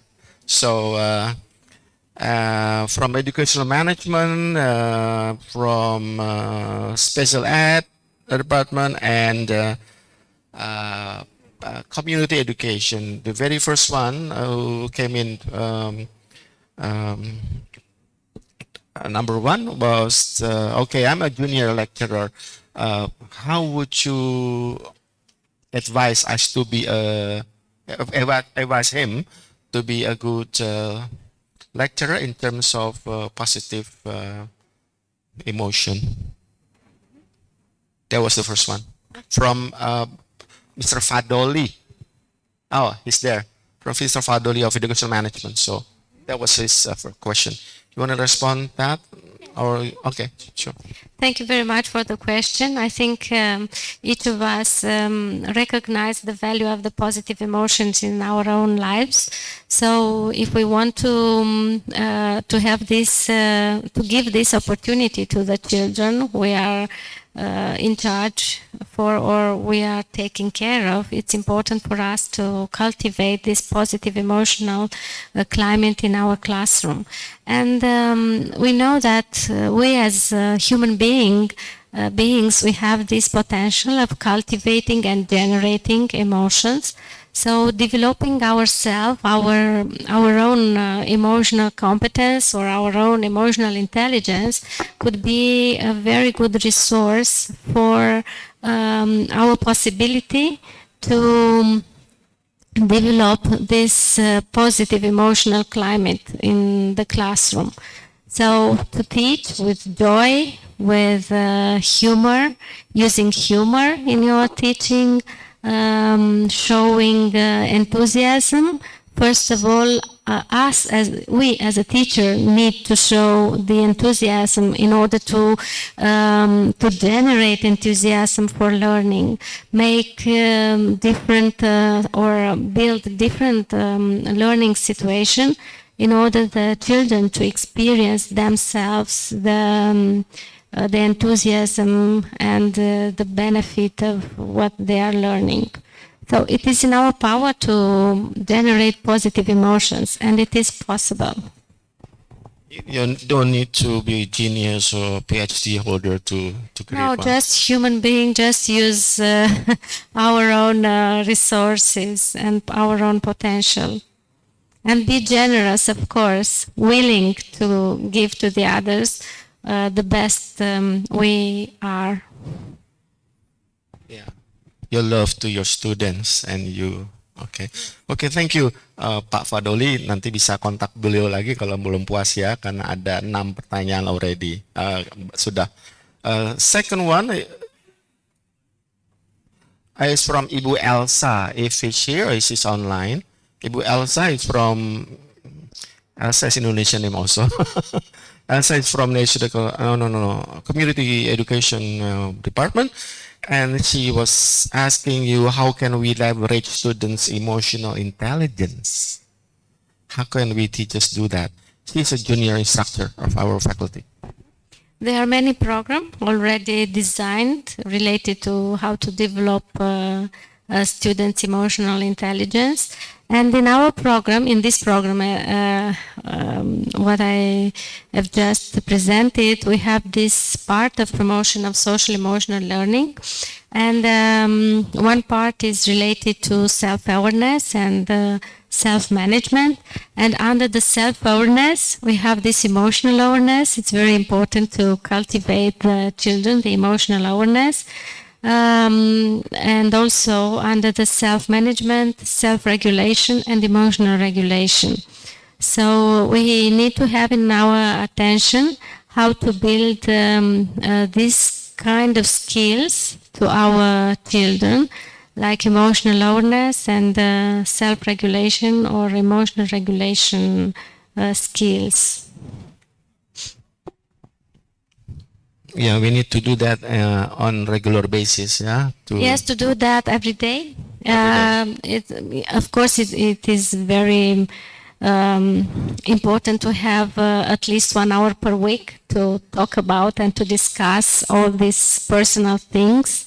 But we need to embed this kind of activities every day to have at least a moment to talk about our own feelings and our own perceptions of the daily life, and also to use it like in the literature. We could, when we analyze a character, we need also to pay attention to his or her emotion and to the situation, and to analyze the situation having this lentil, let's say, this lentil of emotional intelligence. Okay, now more and more are coming. Now we come to Saskia, female's name, and she's an undergrad student of special ed education. She raised students with already have positive emotion, tend to be self-independent learner. Now, what is left by teachers to do when students are already positive? Of course, we need to cultivate this positivity. I don't think it is I don't know, a level where the positive is the highest. And yeah, we cultivated this positivity, of course. And this is, I think it's a very good potential of the students who are willing to learn, who are generally in a positive mood. And they could be, let's say, our partners in the classroom, because emotions are contagious. So this mood could be spread, not so the positive mood and the positive emotional climate could come both from the teacher but from the students themselves too. So these students could be our alliance or our partners in this mission of promoting an emotional positive and positive emotional climate in classroom. She's such at young age, so she asked this question. Okay, thank you, ma'am. I'll come to the fourth question from Naya Salma. I think this question has been answered. What would teachers do? What must they do to best create a positive learning environment? To best create a positive environment. So we need a lot of resources, personal and not only personal, to have the best educational environment. First of all, this positive emotional climate we could establish, but in the same time we need to have a deepened understanding of the way of the relationships in our classroom are developed. So we need to invest our observer attitude as teachers to notice and to have into attention the way the children cooperate or relate with each other, because it could be happen that the relationships in the classroom between some children not to be the best, and the children to be bullied or to be isolated or marginalized. So we need to have into our attention also to observe better everything what's happened in terms of relationships in our class. Forgot to mention that she is also an undergrad student. Now, Prof. Adina, we have a question from my colleague, from my fellow lecturer colleague from early childhood education, and the question says whether this program, the PROME, has been integrated into the curriculum, or there is a special program from the government. The PROME has been integrated to regular curriculum, existing curriculum. It's not yet integrated. As I've already mentioned, it is integrated in the regular curriculum in 3 of the countries, in Latvia, Italy, in Greece and Portugal. It is recognized by the ministry. We are in our way to make it, to have the approval of the government, of the Ministry of Education, to be provided as an optional curriculum for the schools. Because we have in our national curriculum the possibility for teachers to choose an optional. And the ministry provides a list of approved optionals, and the teachers choose the optional. So this promoting mental health at school, could be an optional course for the at the national level. In Romania? In Romania, Okay. yes. And the rest 3 you mentioned, Portugal? The rest 3 is already approved for the ministry. Okay. In Latvia, it is already in the national curriculum, for Okay. example. Yes. Actually, I have my own question. Who will be the main coordinator of 7, 8 countries? The international Yes, the project is coordinator. finished now. The project is finished. The coordinator was Milano Bicocca University from Italy. Oh. They coordinated the entire work, and the project is finished now, and it's going to be open access with all the materials. We will access later. Yes, Yeah, you yeah, could have okay. access later. Yes. Sudah terjawabnya Ibu, ini pertanyaan dari Ibu Yuliani Nurani, Bu Dr. Yuliani Nurani. Ya, pertanyaannya jadi belum terintegrasi ke kurikulum negerinya. But it is already integrated in Romania, in other 3 countries. Okay. Okay. Hey, you're there. Okay. Okay. I have to mention also the news ones, the news student, the freshman. Yeah. Okay. Do we have Yosia here? Yosia? Oh, okay. Okay. Tell us who you are, where you're from, which department you're from. Okay. Okay. Stand up.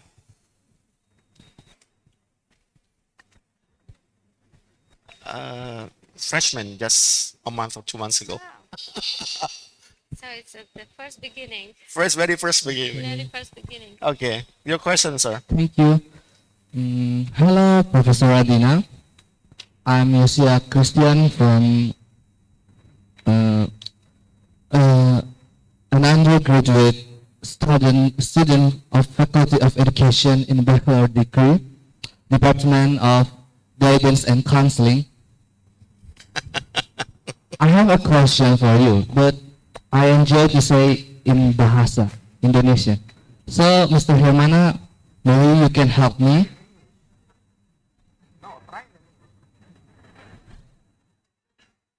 In positive way. Please try in English.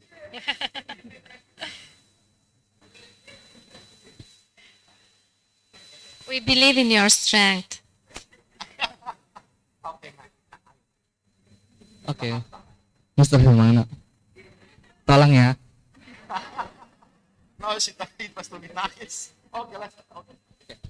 Pertanyaan saya, mungkin di Eropa kurikulum Promise Project ini bisa berjalan dengan lancar. Namun di Indonesia sendiri, Indonesia adalah negara yang berkembang, yang pendidikannya masih cukup di bawah rata-rata, dan masih banyak yang belum melek teknologi.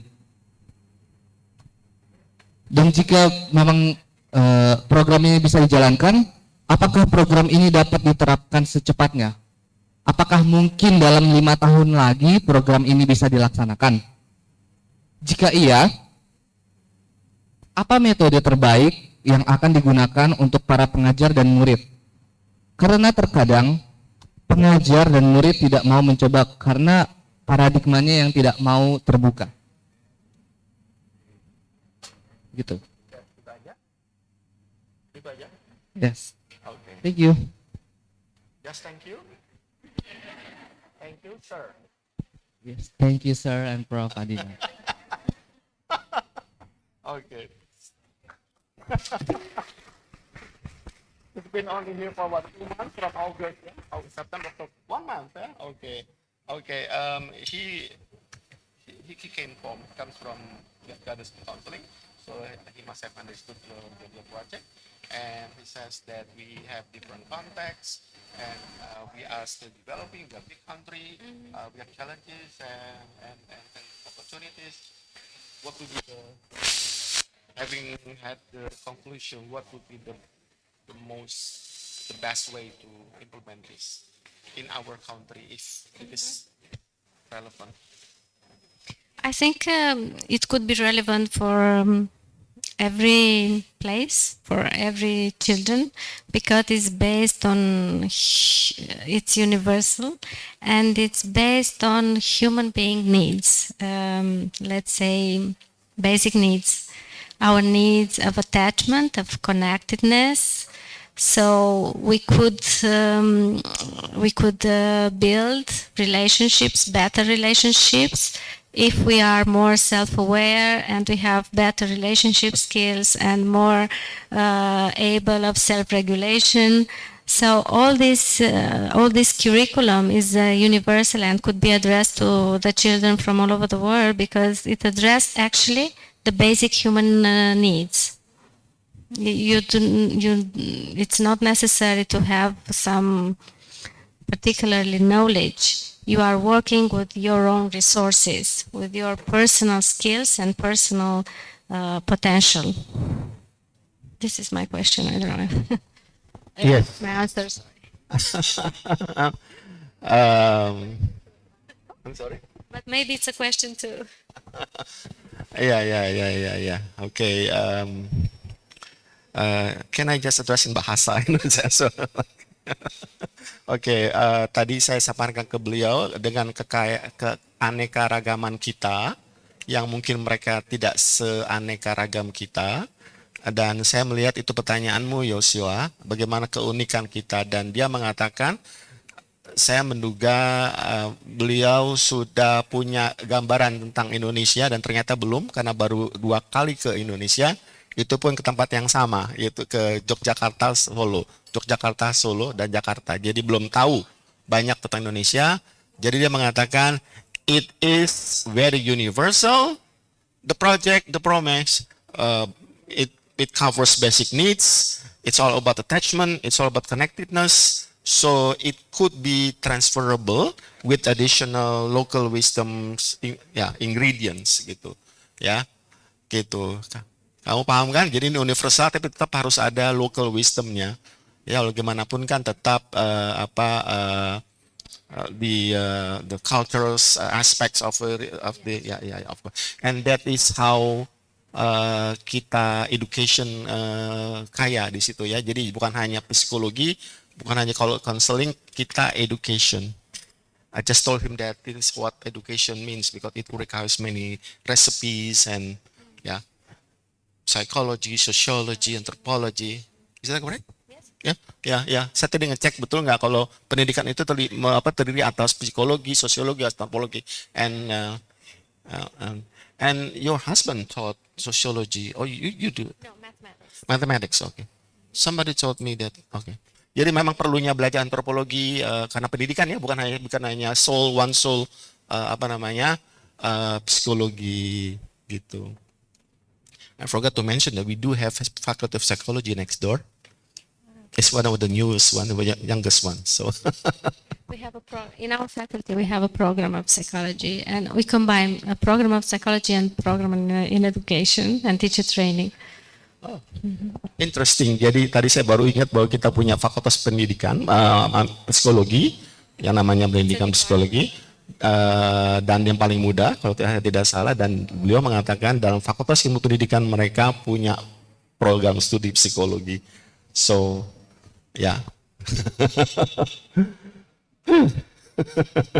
Okay. Okay, ini from my own student. Anything else, Ibu Bapak? Kita punya about 9 minutes left to have a question and answer. Saya khawatir saya tidak bisa membaca semua. Beliau berangkat pukul 12 karena perjalanan ke bandara dan sebagainya. Jam 6 berangkat ke Bukares, dan ada satu perjalanan lagi ke Suceava di utara, 1 jam perjalanan terbang, gitu ya. Kita enak di ibu kota ya. Ibu Bapak boleh saya tambahkan cerita tambahan supaya Ibu Bapak ngerti konteksnya. Kita sangat beruntung. Just telling them the history that you've been to UNS and friend of ours. Okay. Kita sangat beruntung, kita punya teman sebetulnya Prof. Arita yang punya teman di UNS, yang teman itu menawarkan pada Prof. Arita, you want to host them gitu dia gitu, dan saya diajak oleh Pak Dekan, ayo kerja, ya kita kerja semua. Dalam waktu less than a week we have prepared this, we've been preparing this. Jadi saya mau bandingkan kalau di UNS, kalau di Solo, kalau di Jogja itu kan narasumbernya harus tinggal di Jakarta dulu, ya, baru nggak ada flight direct, there's no direct flight from internationally gitu ya, gitu. Jadi minggu lalu Ibu Bapak sebelum ke UNS mereka tinggal semalam di Jakarta sendirian, transportnya dan segala macam.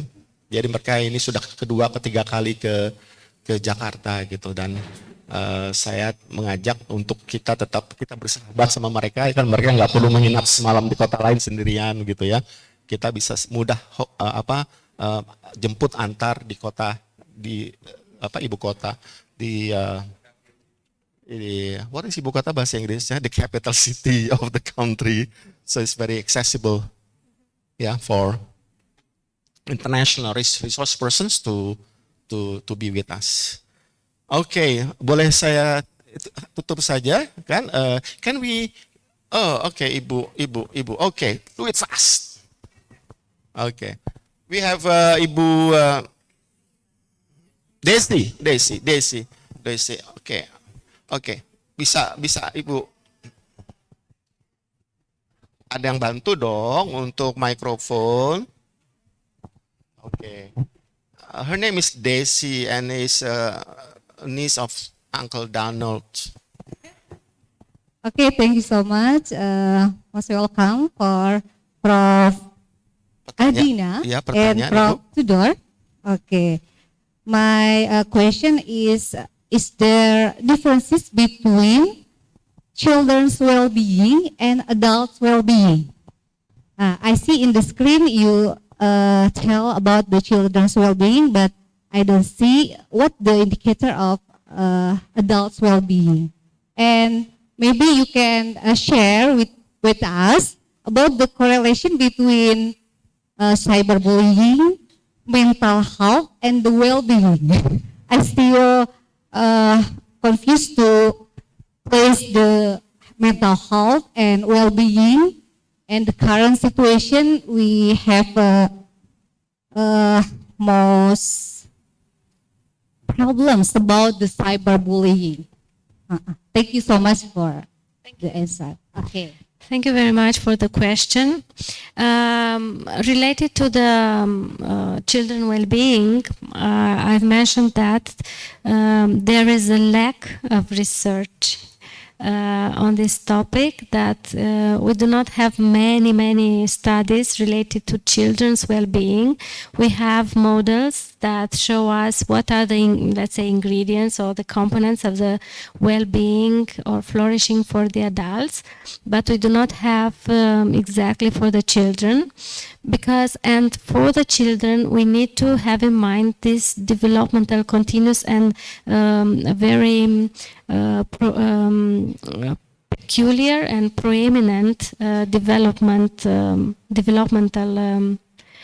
situation. So it is about this that we need to study more about the components of the children well-being.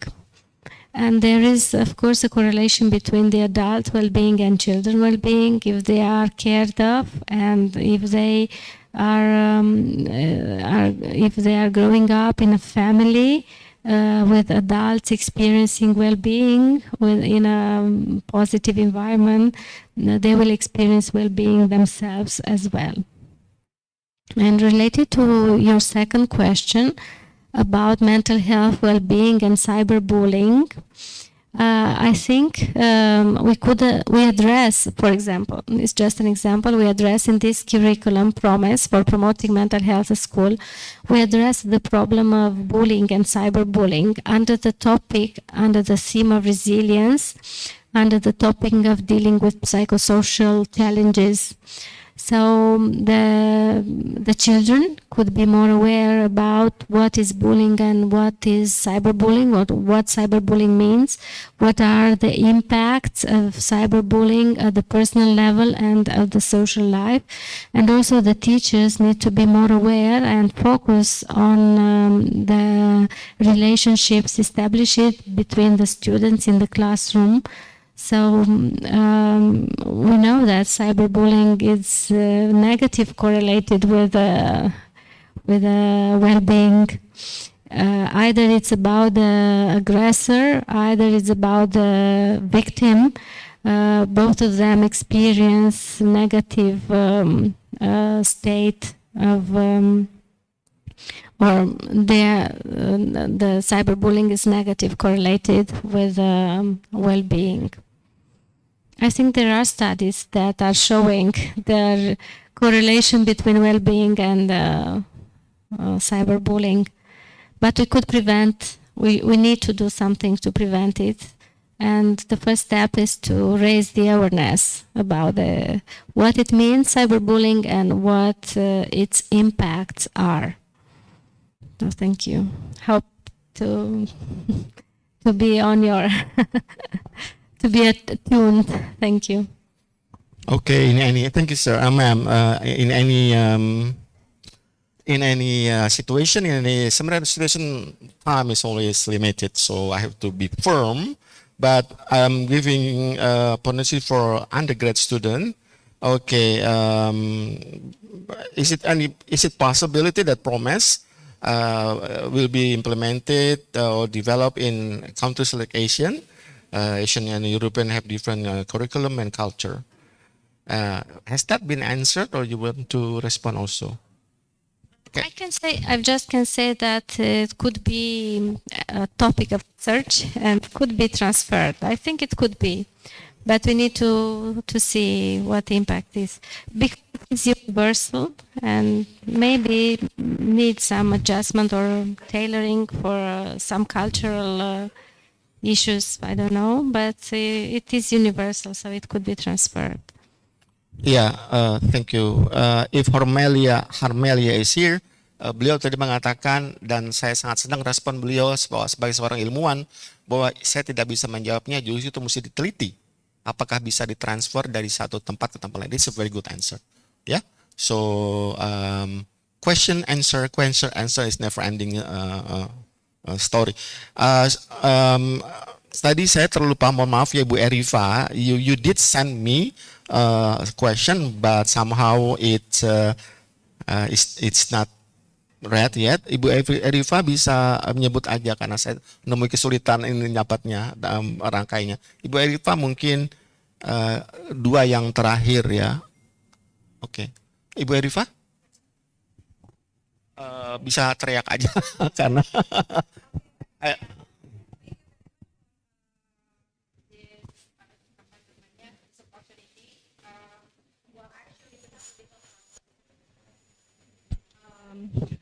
it is for our first year students in early childhood education.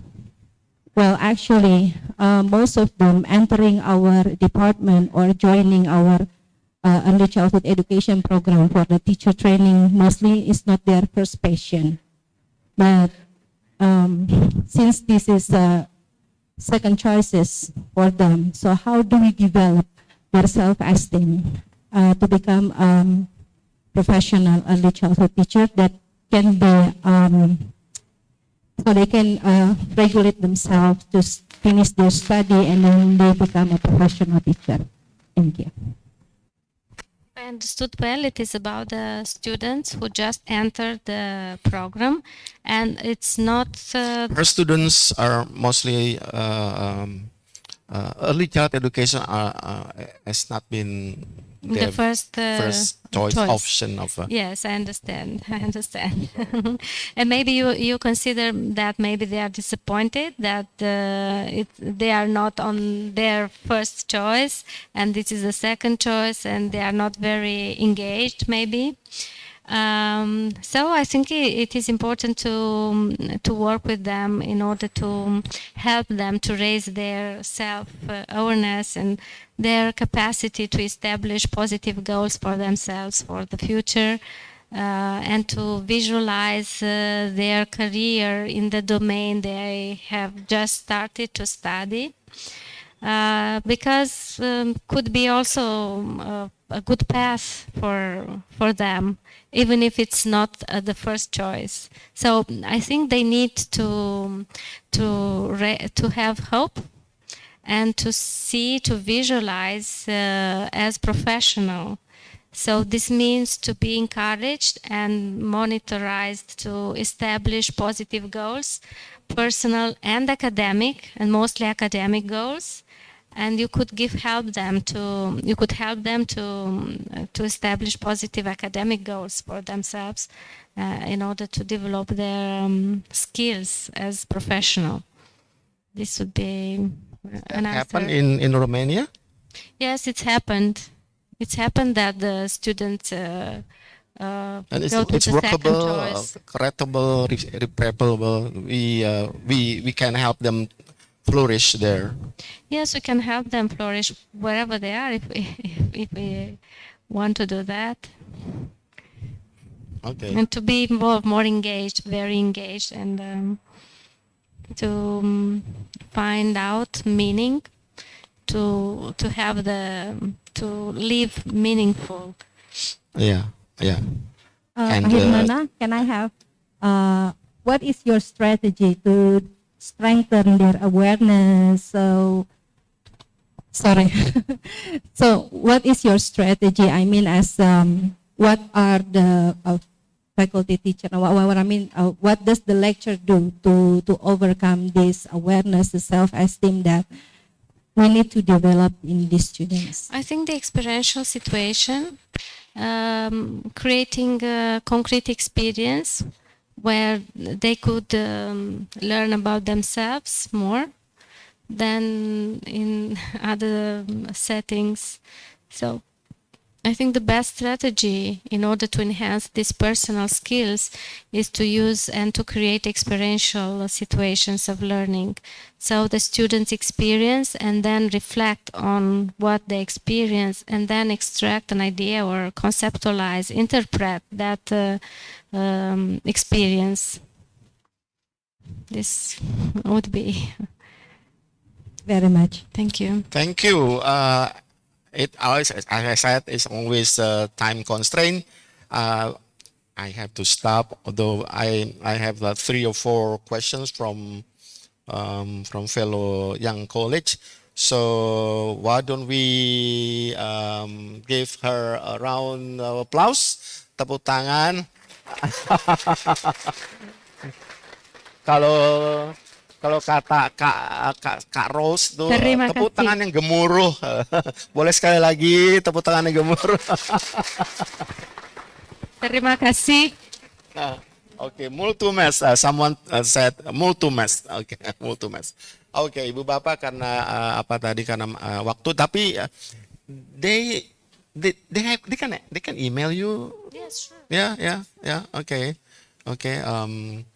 We assign them to email.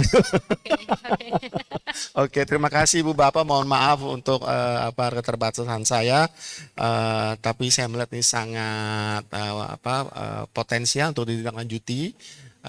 Sama-sama negara berkembang ya, dan sama-sama UNJ, sama-sama LPTK, sama-sama sejarahnya IKIP gitu. Jadi ayo kita tindaklanjuti. Pak Dekan FIP itu sangat bersemangat untuk memfasilitasi dosen-dosen muda ya dengan asuhan atau coaching atau mentoringnya Ibu WD3 bagi bidang kerjasama.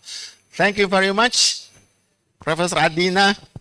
Thank you very much. Thank you very much for your attention, for your welcoming, warm welcoming.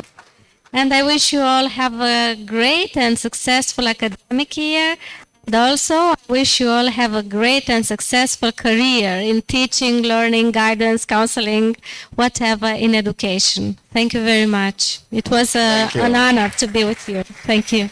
Enjoy your autumn season while we still have summer here. Okay. Yes, back in my country, it's already autumn, 12 degrees, and it's kind of cold. And the winter is about to come in 3 months, 2 months. Thank you.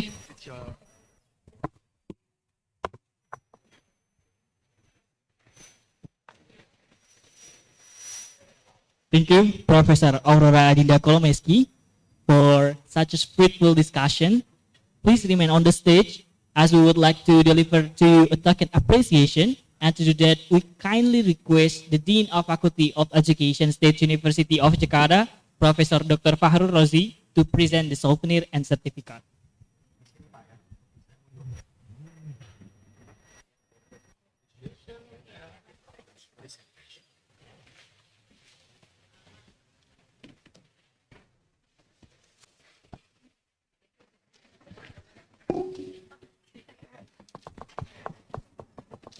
Thank you, Prof.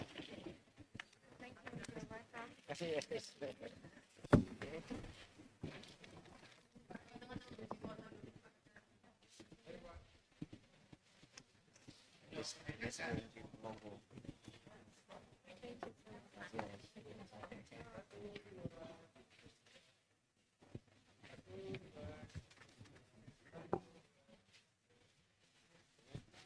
One again, okay. This Monas. Monas nasional. Yes.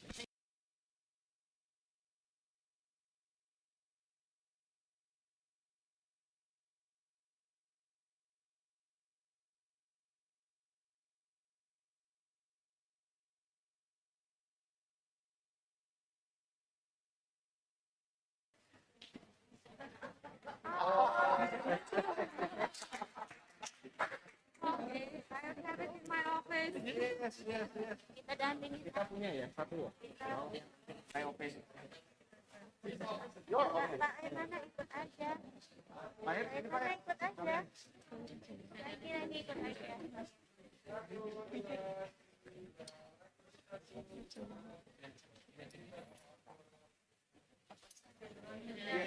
Thank you, Pak Bos. Ada lagi Pak? Ada lagi. Oh iya. Ini ibu yang menyerahkan.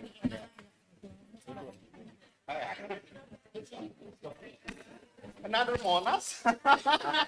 Ada ondel-ondel. What is ondel?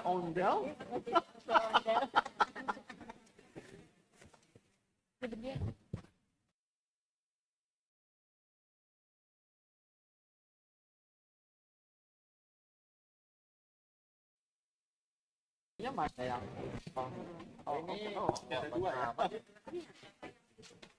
Bapak yang biru. Ini Bapak. Oh, ini Bapak. Oh, this is for you. You can find it in Ini Jakarta. kok ditinggal. Typical Jakarta. Yang mana? Ini dulu. And voila.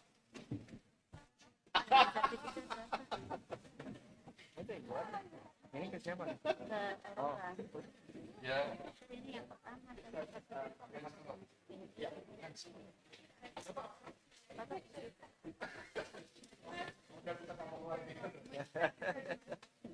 Prof, yes, certificate from This for her.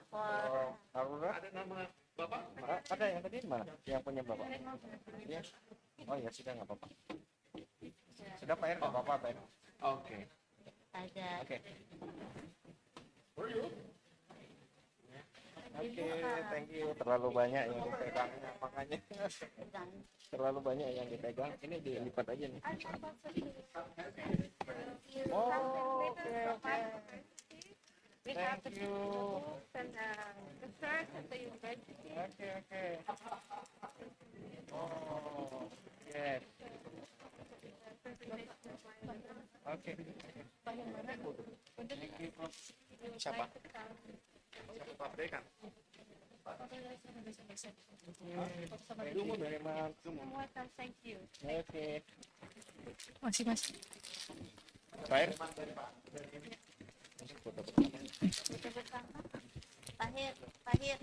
Professor Dr. Aurora Adina Koleski and Professor Tudor Koleski, please remain to stay on the stage for photo session. For name that we call, please gather around to the stage. Baik, untuk nama-nama yang saya panggilkan dipersilakan untuk maju ke atas panggung. Yang pertama Dr. Desi, Miss Mita, Mr. Fadoli, Dr. Elsa, Miss Reno, Miss Retno, Mr. Engga, Miss Citra, Miss Erifa, Dr. Ami, Mr. Dimas, Dr. Rifki, Miss Ayu, Miss Intan, Miss Tias, dan Miss Uswatun. Dipersilahkan.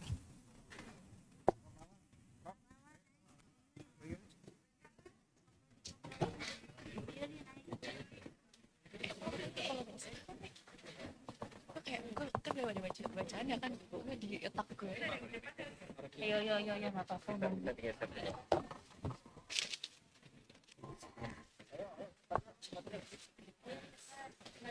Plakatnya dilipat.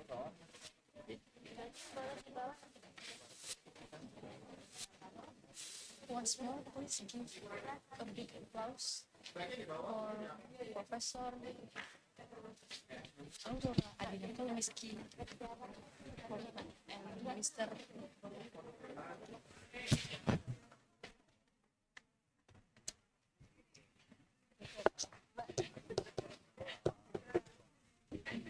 Dibuka ini. Jadi di akhir.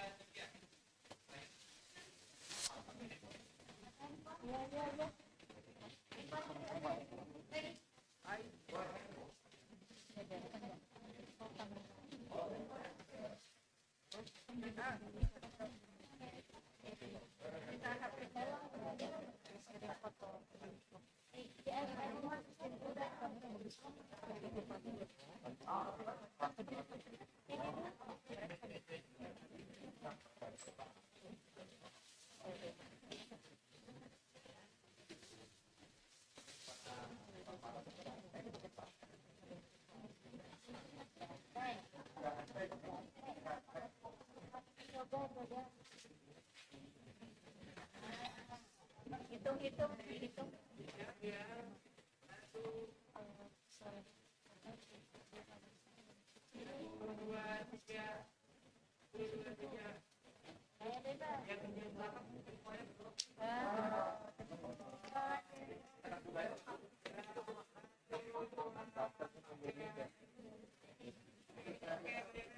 Itu sebutnya.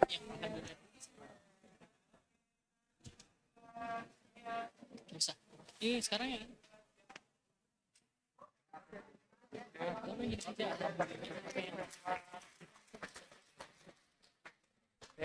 you for Indonesia from Jakarta. For this great event. Thank you. We will email you like that. Yep. Okay.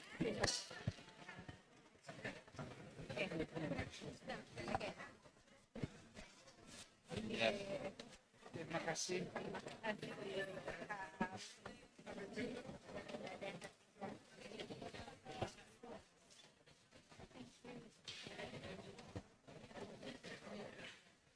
Once again, please give big applause for Professor Aurora Adina Kolomeski and Mr. Hirmana Warga Hadibrata. Alhamdulillah, we've completed our morning session. So now we have come to next session. We have been waiting for is our second presentation and our discussion today. So with Mr. Dr. Rosli Ahmad gonna talk about mental health of Malaysian after COVID-19, an integrated approach of Islamic and psychological towards human well-being. And our second speaker, Professor Dr. Awaludin Chala, about development of good character education skill as a need assessment for teacher at school. And our discussion will be moderated by Mrs. Ade Dwi Utami. Mrs. Ade Dwi Utami, please come to the stage.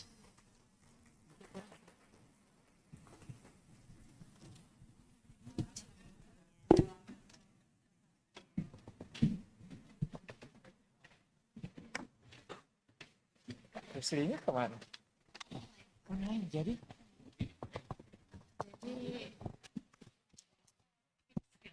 oh iya iya. Mbak Ade bisa di sini. Nggak biasa saya kiri.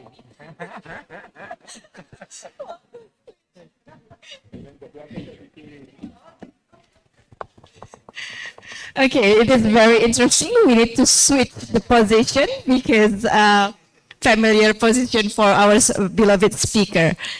And good afternoon. Assalamualaikum warahmatullahi wabarakatuh. I still can see the exciting faces from all of you and then give positive energy for us also to be here in our second session today.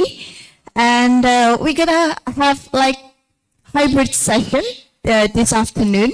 One speaker gonna be online. I would like to check our speaker, Dr. Rosli. Are you there?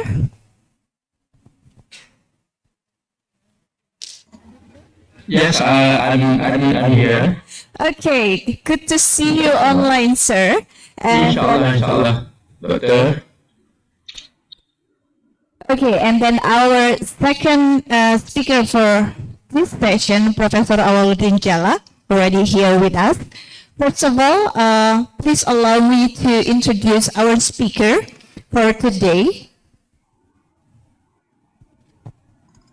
We have Dr. Rosli Ahmad here from Malaysia, join us online. Oke, Bu, ya.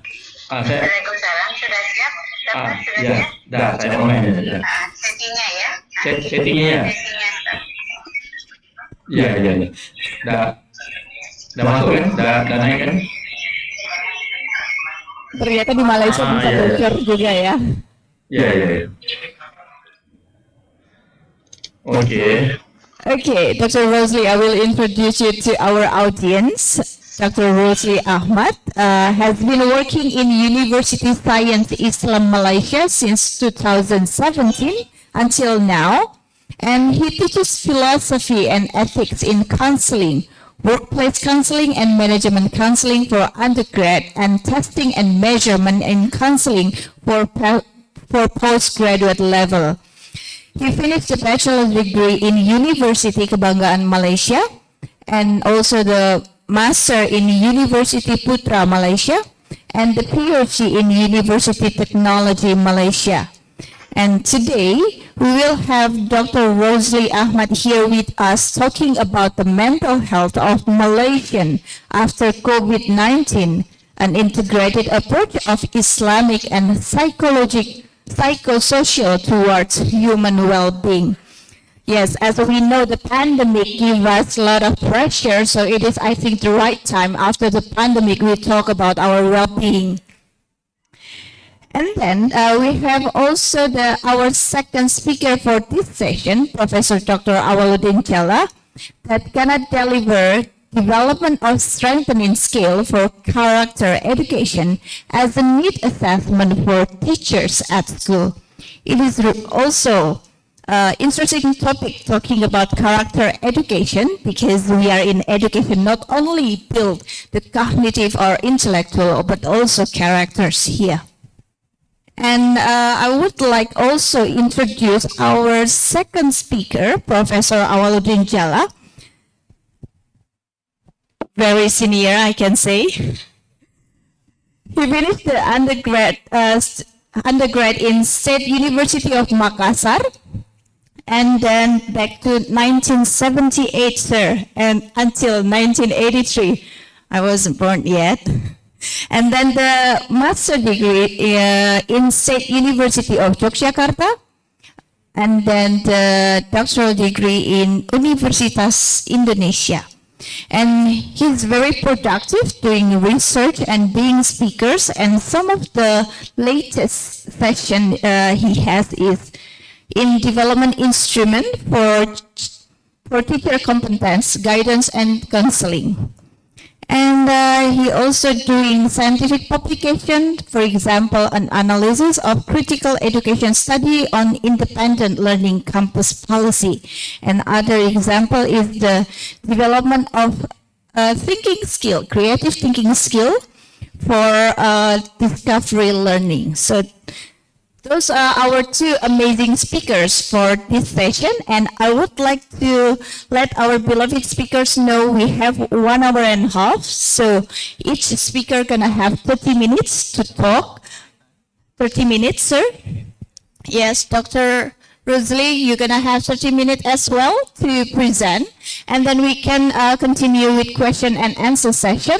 So we also open for the Zoom participants to use the chat box or raise hand in our Zoom. So let us know that you're gonna ask question, and also we invite all the participants here to prepare your question after this. Okay, shortly I will give the first spot to Dr. Rosalie. Are you ready?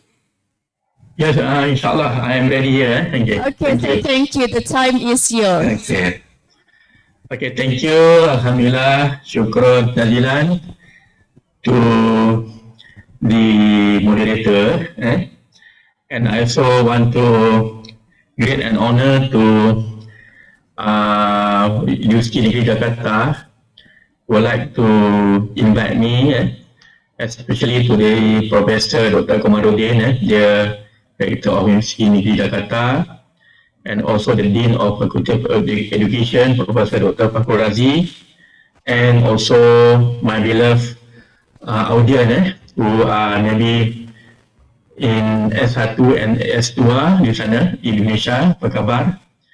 Alhamdulillah, harap semua sihat-sihat belaka ya.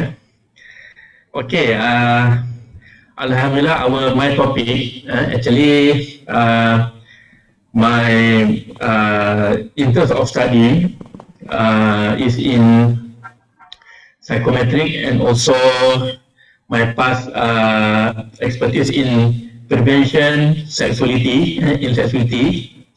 And but however today I would like also to share a part of my expertise which is in under the mental health, So my topic that I want to present today is maybe present today, which is still not a lead issue, but still in present. Is about the mental health of nation after COVID-19 and an integrated approach of Islamic and psychosocial toward human well-being. Because today topic we are cater for human well-being, so I would like to share what is happening in Indonesia, especially after we have MCO movement control order about almost 2 years, and then what is happening actually in Indonesia, especially in our field, psychology and also psychosocial. Okay, the second one, yeah. Okay. Okay, actually, at the first, when we attempt to,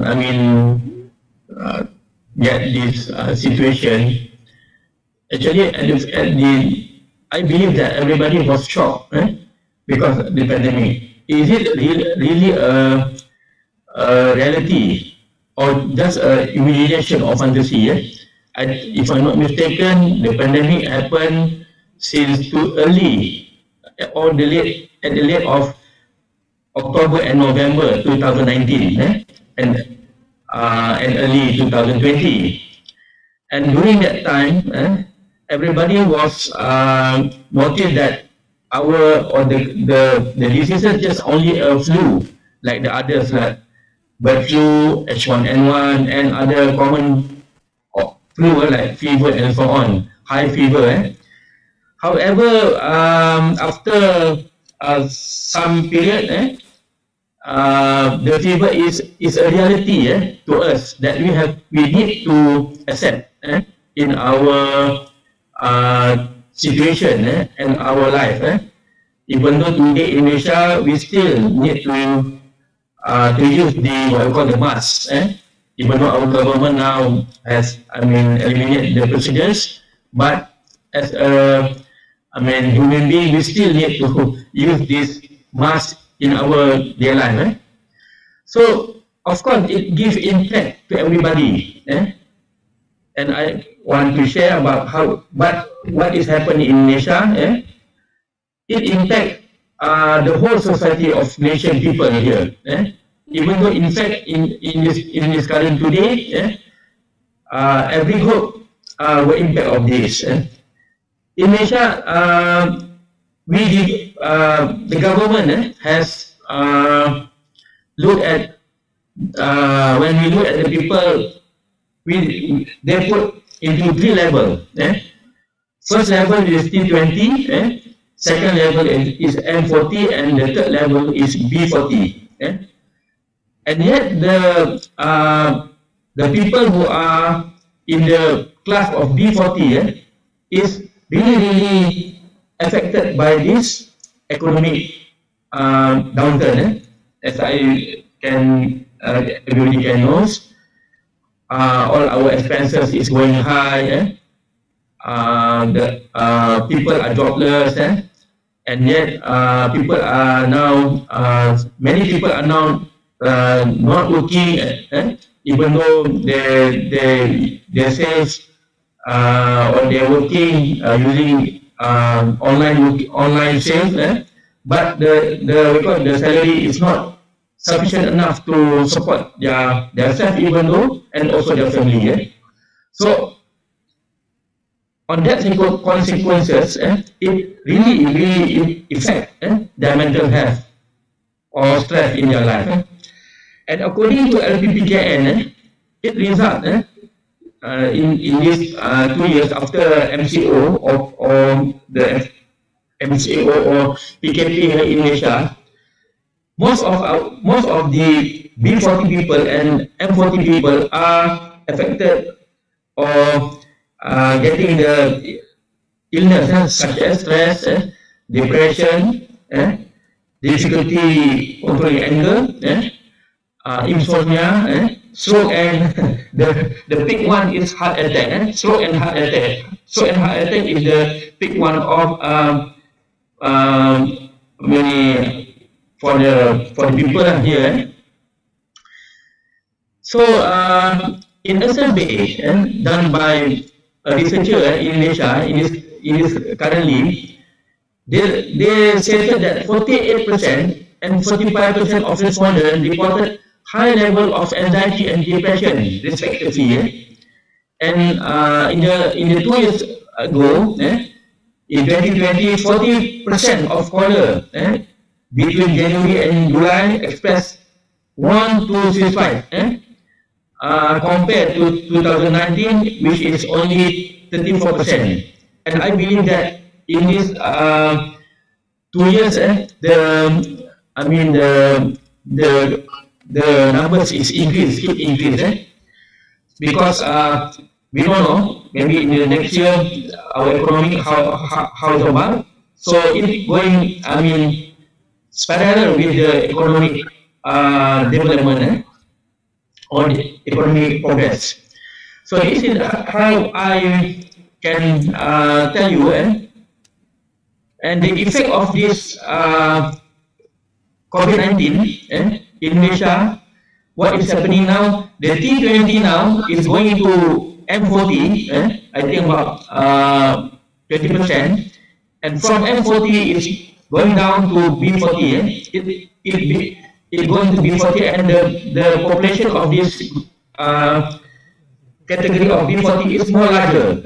And this was afraid by our government, which is mean that the poorest people is more larger, the population. And then the effect of this category of this, of course, as I say, it will bring a social issue problem to our government. So that's why if you come to Indonesia nowadays, there are many people, when they are doctors, they are doing their own business, like jual gonisa and so on, nasi lemak and so on. People who are pernah kami cari tahu nasi lemak and because they are jobless, they don't have a permanent job. And also, of course, because in this economic downturn, many companies are now closing and they going out from Malaysia. So according to this, I would like to propose how to overcome these major issues happen in our Western society. Is an integrated approach between Islamic and this psychosocial. What is the approaches actually?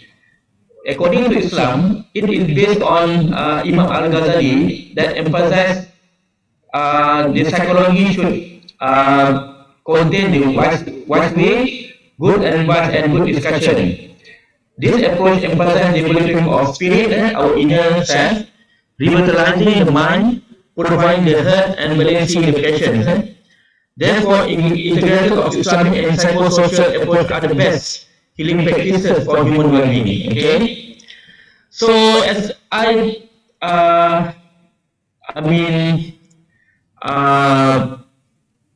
put in a structured ways, how and what is the the psychosocial work. So in this structured model, individual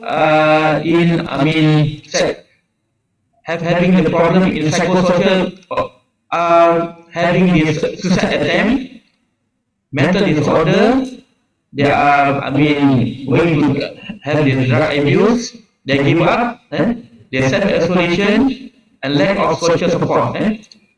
Their behavior also being aggressive, they are impulsive, they will involve in victim or abuse or trauma, emotional stress, chronic physical victim or whatever, family history of suicide, and neurobiological factors.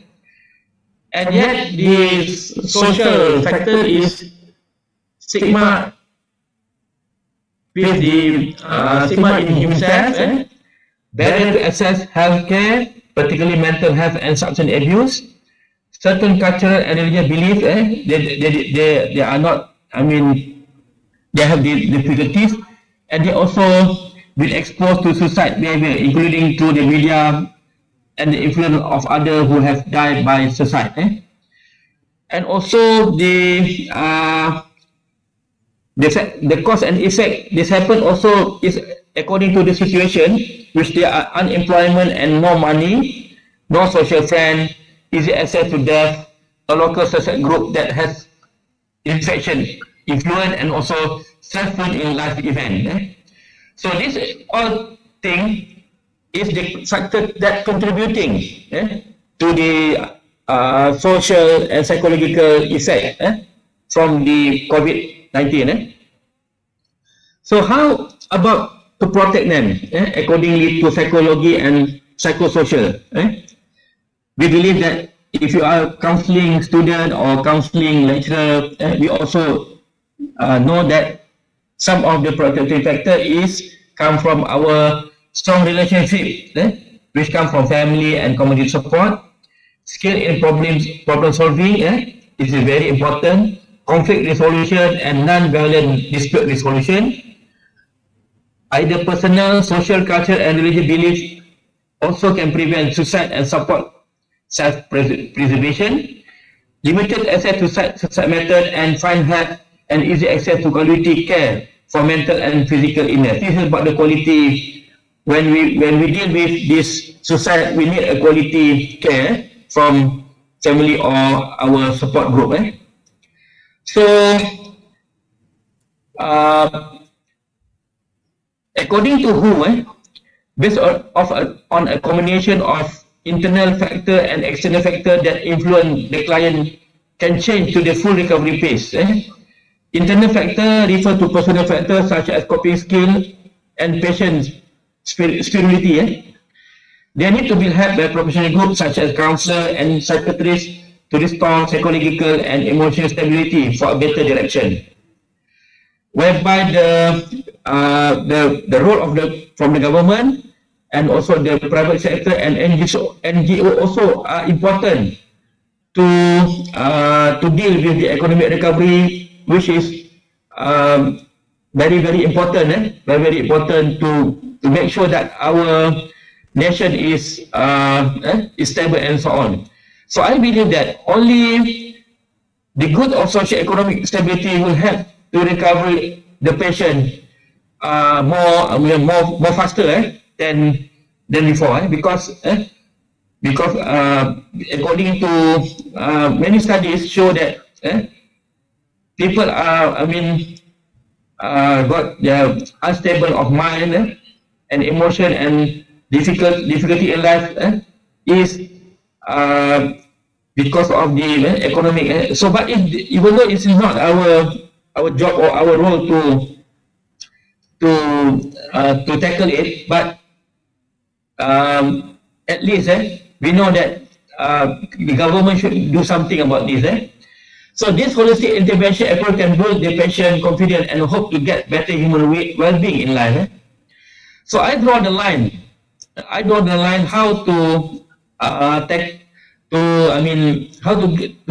be a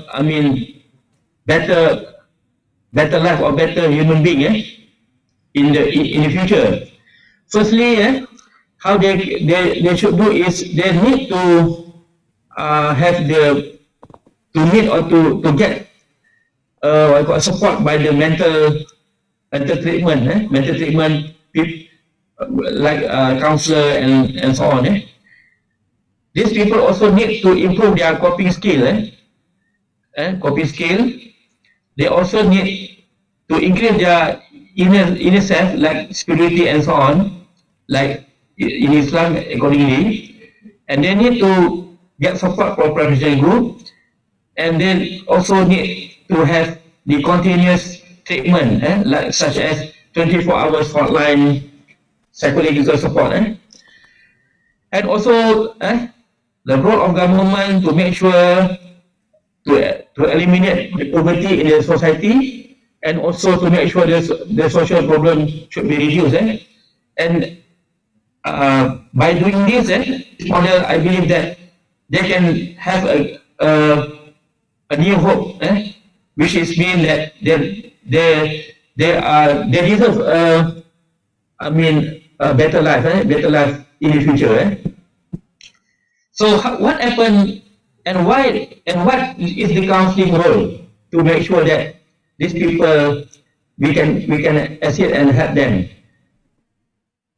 I believe we should do the micro psychology counseling skills, such as listen to them. We need to listen to the patient. This is what is happening in Malaysia. Sokongan psychosocial COVID-19 hotline. They can call 24 hours to get the assist. Second is they stabilize the client emotion. After we listen to them, we need, as a counselor or psychology, to stabilize the client emotion by make a good relationship with them, and also as a counselor, we know our client emotion, and we know how to make them in struggle. And also, as a counselor, we also need to help our client to build a new mindset. And according to Dweck and Carroll, 2007, deeper preparation to change the human mind to 370 degrees to a new mindset. Macam dia, last time he got a stable job. But in this current situation, they need some effort to change their life. Then they don't need to, to think about the past job. Past is past. Now you have to think to get a new job, or to adjust to a new job which is suitable to the current situation, something like that. So this is about a new mindset, which is as a counselor we need to motivate the client to have so because after this they can get a better life, or a more stable emotion and mind. So what is important is no longer the ability, but what is more important is the goal. So by doing this new mindset, we can concern, or what we call it, emphasize to our client. They will prepare to a new mindset, with a new goal, and also they can go to the next potential and to be success in their life. So of course, the third that what they should do is upgrade their skill to not the unique skill, but upgrade to the multi skill. They need to discover a new skill to themselves, like to have new skill like online, sales in online, to be an entrepreneur, to involve in a small business. So this is a new skill, soft skill. That's why what happened in Malaysian government, if they identify the youngest or the we call adult no longer have job, they call them to give training to them, special training to them, especially to be a beginner entrepreneur, and they give them all the skills about 3 months, and within the small budget of money, and yet the result, they can start a new business, as well as even though jual semak ataupun apa goreng pisang and something like that.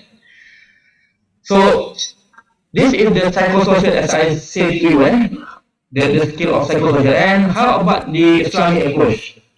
The Islamic approach, according to Al-Ghazali, first is awakening the human spiritual. This means that encouraging the human soul so that they can appreciate the glory of Allah. This process can be done through the existing of a feeling of love to God, fear and confidence in God, and carrying out the responsibility as His servant. Okay, so we have to believe that our takdir, our destiny is determined by Allah. Everything. So we have to go back to Allah, make our emotion more stable, and we believe that God is everything. Second is drive the mind to life. Mean that bringing the mind to life is an effort that guides people so they can use their mind to distinguish between truth and false, to think about the existing of nature and the power of Allah, like the hadith narrated by Mujib, which means a person does not get anything more than the privilege of reason, because reason guide it must to guide and prevent him from bad things. So when we are close to Allah, I believe that cognitively it will bring our mind and push our mind to know which is the truth and which is false, and I mean drive our mind to the limit, to the limit, and because we are dependent to the God. So by close to Allah and to the God, it will balance the desire, human desire.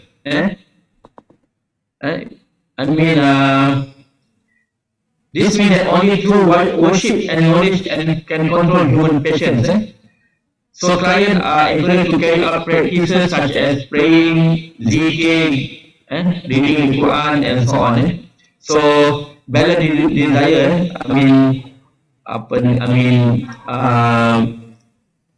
From the bad thing, and also the integrated of psycho Islam and social is the best for people. So as a conclusion, as guidance and practices to have a betterment of life, healing solution when they facing mental illness issues in life.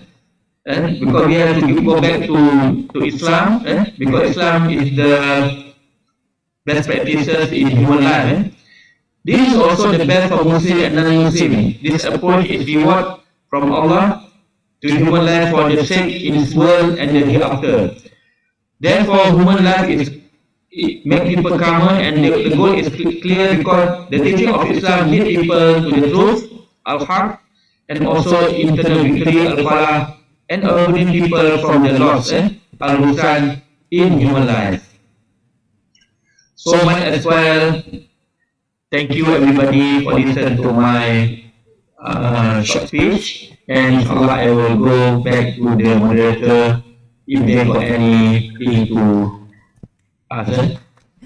Thank you, Dr. Rosalie. It is a very interesting presentation. If I can highlight from the presentation, Dr. Rosalie talked about the impact of COVID, especially related to the emotional part, such as stress, depression, anger, and because of the pressure of the situation of the pandemic. And then he proposed a new approach for solving the problem related to the mental health. We call it like integrated an Islam and psychosocial approach, which is very interesting to see how the religion or the religious aspect combined with the psychosocial aspect here. And then some of the highlights point out how this approach could be influence our mindset from the internal, then could be like also influence our skill, and then the relation between the international condition and also the environmental part as an external situation of how to solve the problem. Hopefully I can resume that correctly, Dr. Rosalie, and I think we can hold the question and answer session while the participant can prepare your question. We would like to hear directly from you, and we will go directly to our second speaker for this session, Prof. Awaluddin Jalla. Time and place is yours.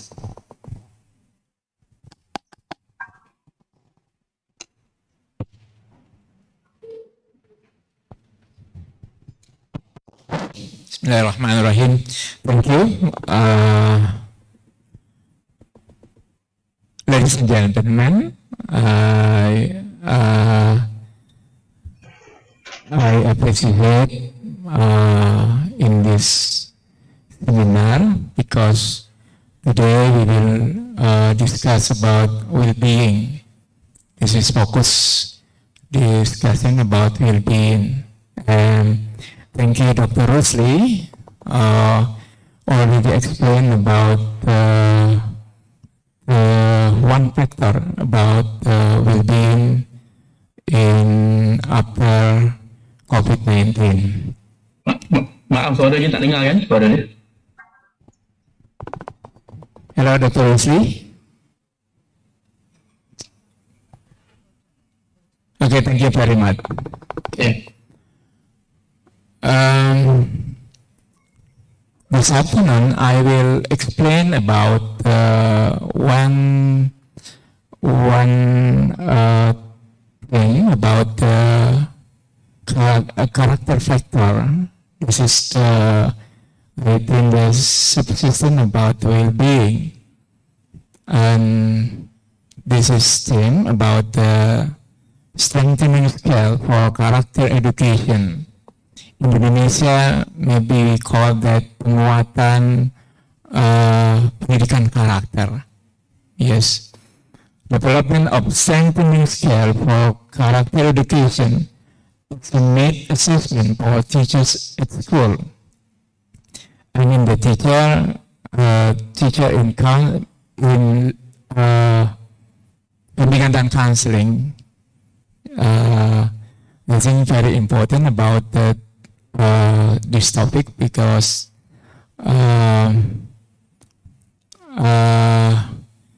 in this country now I think character very important to be discussed because in curriculum 2010 and curriculum Merdeka we called it now. Character is very important to include it, to construct about the curriculum. I start with Indonesia development paradigm based on the regulation in enrich the life of nation to the 21st century scale. And I think it is very, very, very important about this topic because the topic now, the focus in discuss about the education is 21st century scales.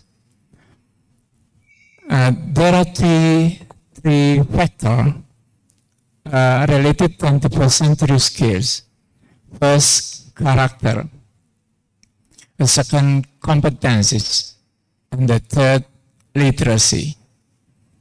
And the three factors support about the 21st century skills. 21st century skill, there are three factors or three components this support about the 21st century skill. First, foundation literacy, competencies, and the third, character qualities. Namely, for literacy, numeracy, scientific literacy, ICT literacy, financial literacy, and cultural and civic literacy. We call sixth literacy about the foundation about literacy. The second, competencies. Competencies included critical thinking and problem solving. Second, creativity. Third, communication. And the fourth, collaboration. And character qualities included curiosity, initiative, persistence, adaptability, leadership, and social and cultural awareness. This is core to support about the 21st century skills.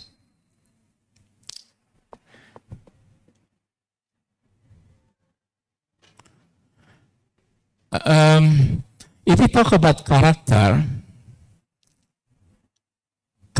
as the spirit of education, the value of character as the spirit of education, and we saw in Singapore maybe we look at that the core about the curriculum is the character.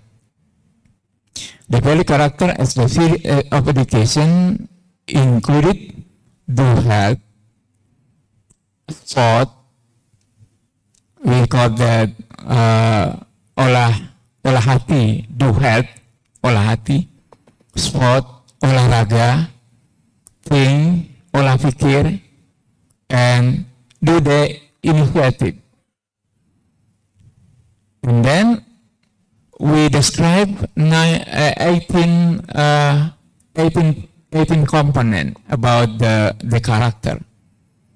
First, religious, honest, tolerance, discipline, hard work, creative, independent.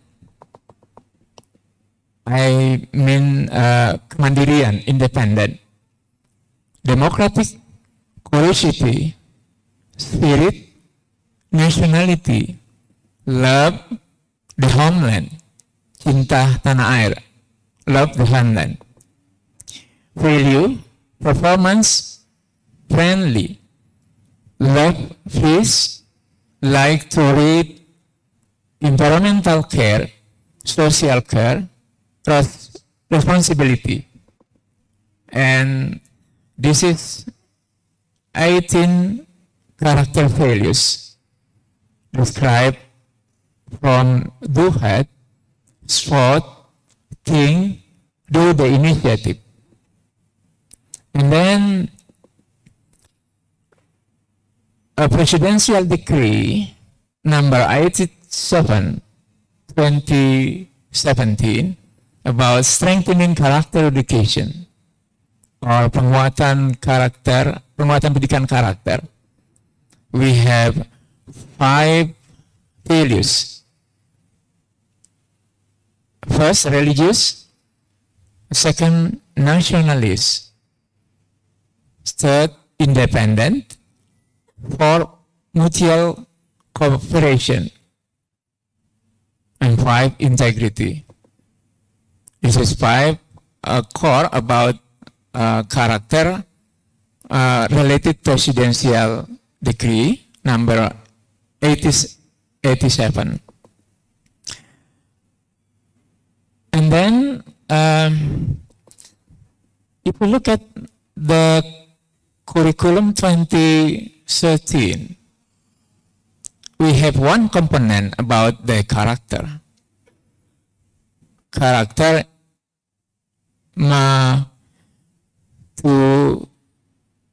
to support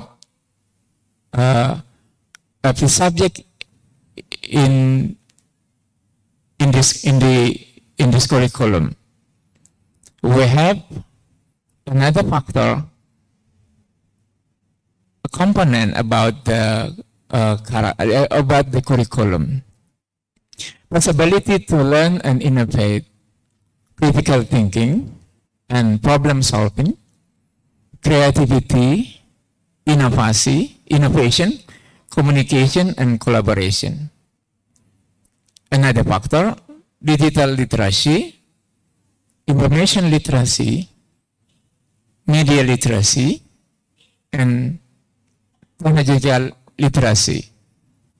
And then about ability to live, flexibility and adaptability, initiative, and independently, interaction about the social factor, social culture, productivity and accountability, leadership and responsibility.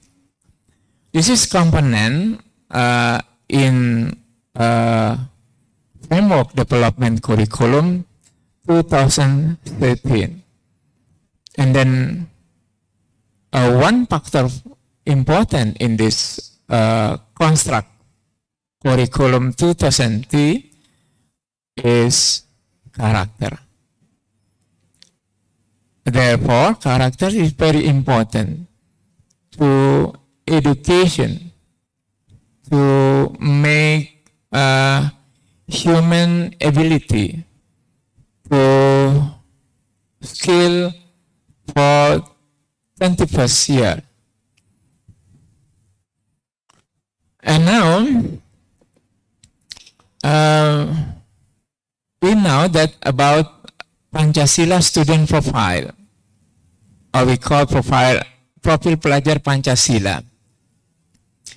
We have 6 components, and then one of them is character. First, about the religiositas, another about the berkebinekaan global. We know about the kebinekaan globalization, and the third, bergotong royong. Fourth, creativity.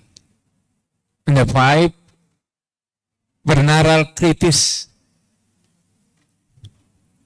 And the second, kemandirian, independently. And I think we look at about the profil Pancasila is basic about the character. Therefore, character is very important to education.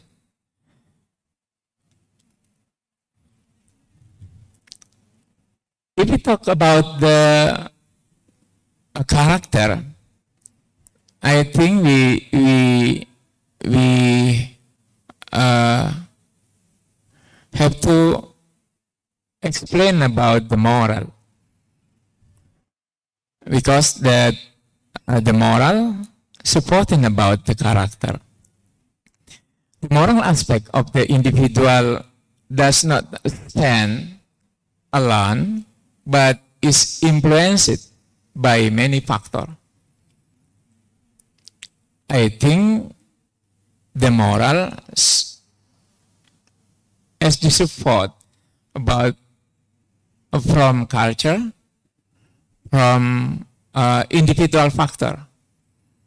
The second, moral principles are related to life experience, family, status, religion, and cultural rules. It means that the moral does not stand alone, but the moral principle related to other factor. The third, measurement of character cannot ignore the internal motivation associated with individual cultural attributes.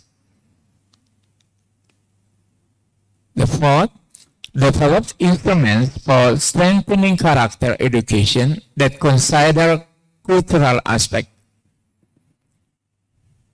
And another theoretical framework that moral progress does not indicate the ultimate idea. I think it is very, very important about this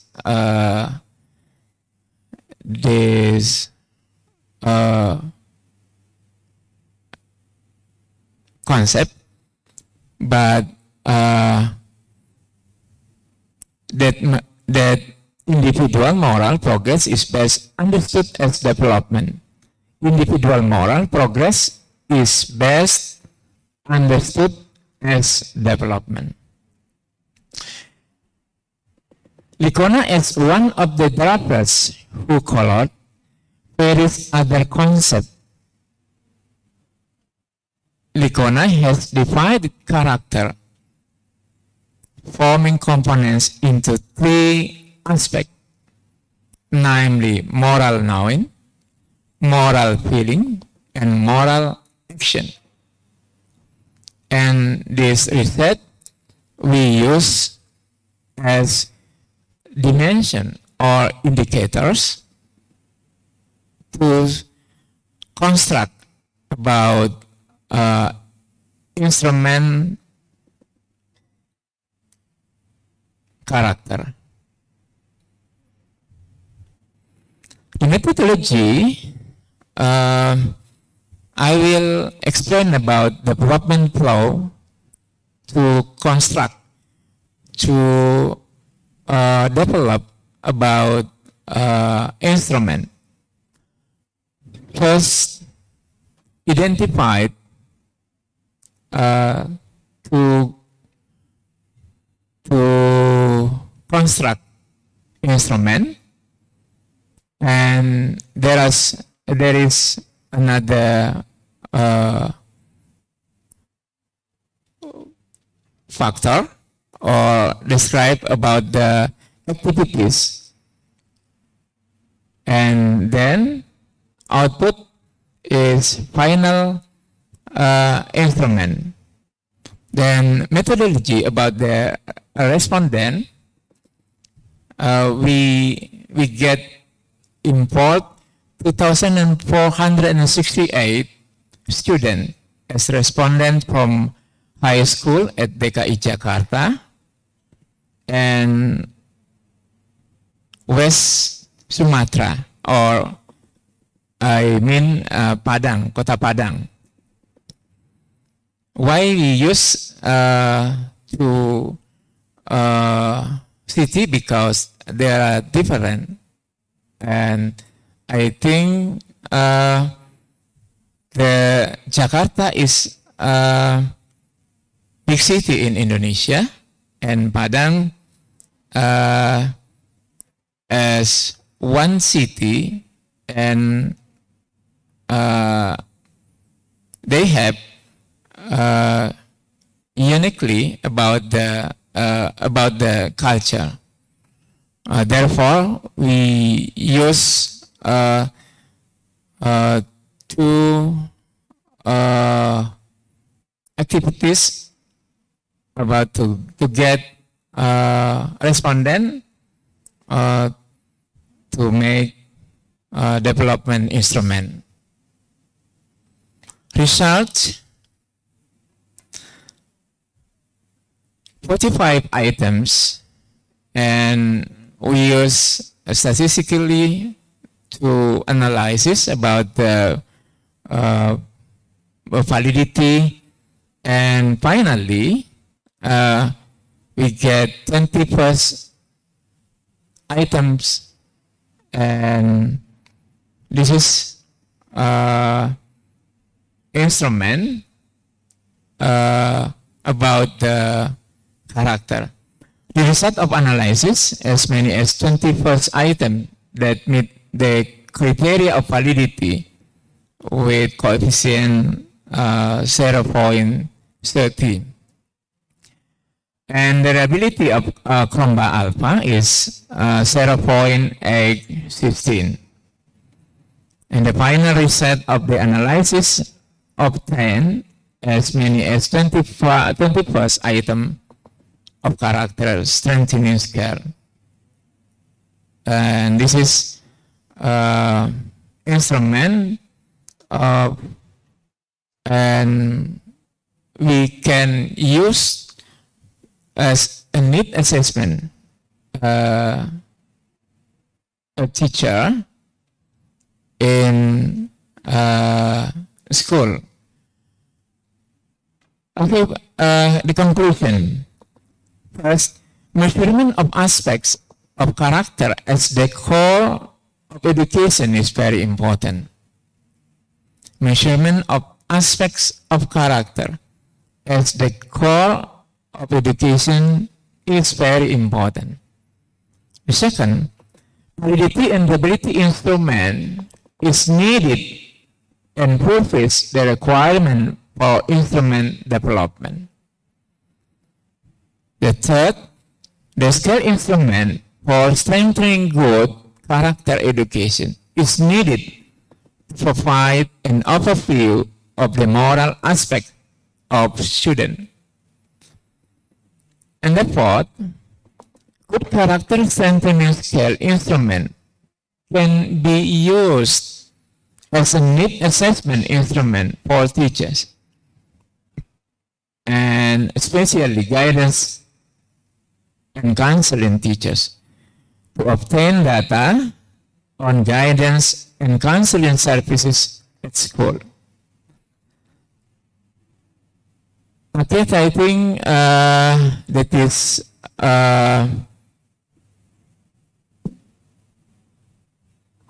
my explanation about this topic, strengthening scale for character education as a need assessment for teachers at school. Thank you very much. Thank you very much, Prof. Awaludin Jalla, for the presentation. If I can highlight some important points based on your explanation, seeing the character factors in the individual as human being, and then how you connect that, like as a personal, we not only about the brain, but also about the heart, and with our physical appearance also. So to do sport, do hard, and then do think, do initiative. It is very thoughtful, I guess. And then how it can connect it to our external, especially you brought the Indonesian context with the Pancasila value there as the heart of our curriculum, our educational practices. It is very strong. And then how you connect that to the academic things with the theoretical framework from the moral perspective as the foundational theory there to support this exploration of the character education. It is really deep there. And then how we brought that into the research context with the methodology, built the instrument that really focus on the character education, and then how we can reveal the result with the strong instrument, and then put a claim as how we can use instrument as the need of assessment. You said that. It is really interesting because I'm not in that field, but I can digest all the information and also think about different contexts. Like this is could be in different areas like early childhood education and also different level of education, I guess, the implementation of this. Thank you, Prof. Awal. And then finally, we come to the question and answer session. I would like to ask the audience here first, before I go to the online participants, and please do raise hand if you want to ask question. And then there you go, we already have one student there. Please, you're gonna be the first, and maybe I will open 3 if we have 2 other participants who wants to ask question. Is there any more others? 2? This side maybe? Joshua mau tanya lagi? Enggak. Okay. And also, of course, we also can address a question to both our speaker, Dr. Rosalie and Prof. Awal. It's okay. There you go. We got 3. So the first one, the man with the black shirt, please. You can introduce yourself and then deliver your question. Bismillahirrahmanirrahim. Assalamualaikum warahmatullahi wabarakatuh. My name is Muhammad Syahdan Haikal. I'm from Department of Community Education, and I want to ask a question to Dr. Rosalie Ahmad. Okay, so my question is, you stated that religion approach is one of the key for us to face the pandemic era. But I think religion approach can be best applied if someone is religious already. So, sir, if some people are not already religious before, can this system be applied to them or not? And what is your explanation to that? Thank you very much. Okay, that's very strong and interesting. Yes, that religion approach could be implemented for those who already be religious, and how about those others maybe haven't been religious? Okay, Dr. Rosalie, are you there?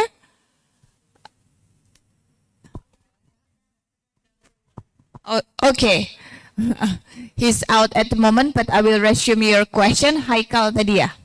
Okay, we go to the second question. Mr. Fadoli.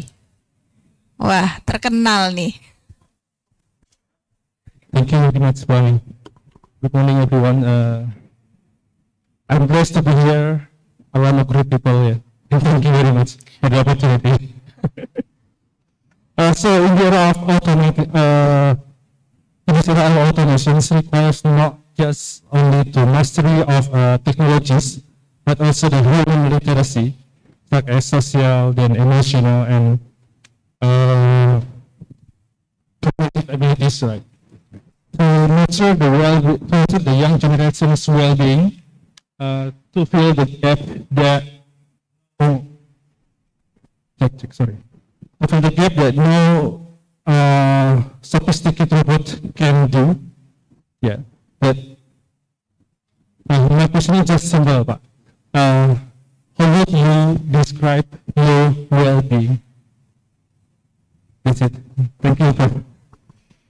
Okay, if I'm not mistaken, talking about like how we master the technology and then relate it to the literacy around us, and then in the young generation context, how those two connected each other in solving problem and related to the well-being, how Prof. Awal can conceptualize those relations. Right.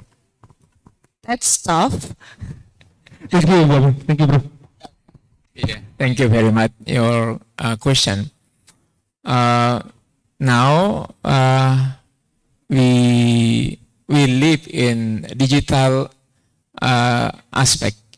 Digital aspect is one characteristic is global activity, and this is very important about that. But I think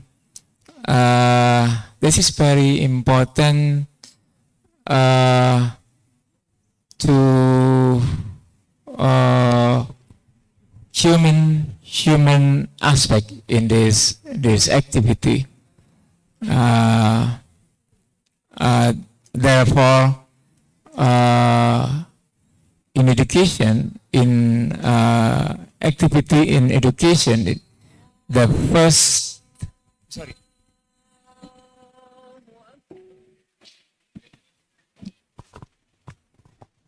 Okay, I repeat my answer. I think that the first about the live now, about the it is very important about the human interaction. Human interaction is very important. Walaupun kita di dalam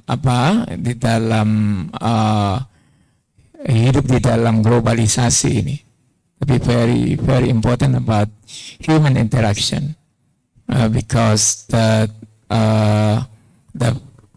first priority to live, I think that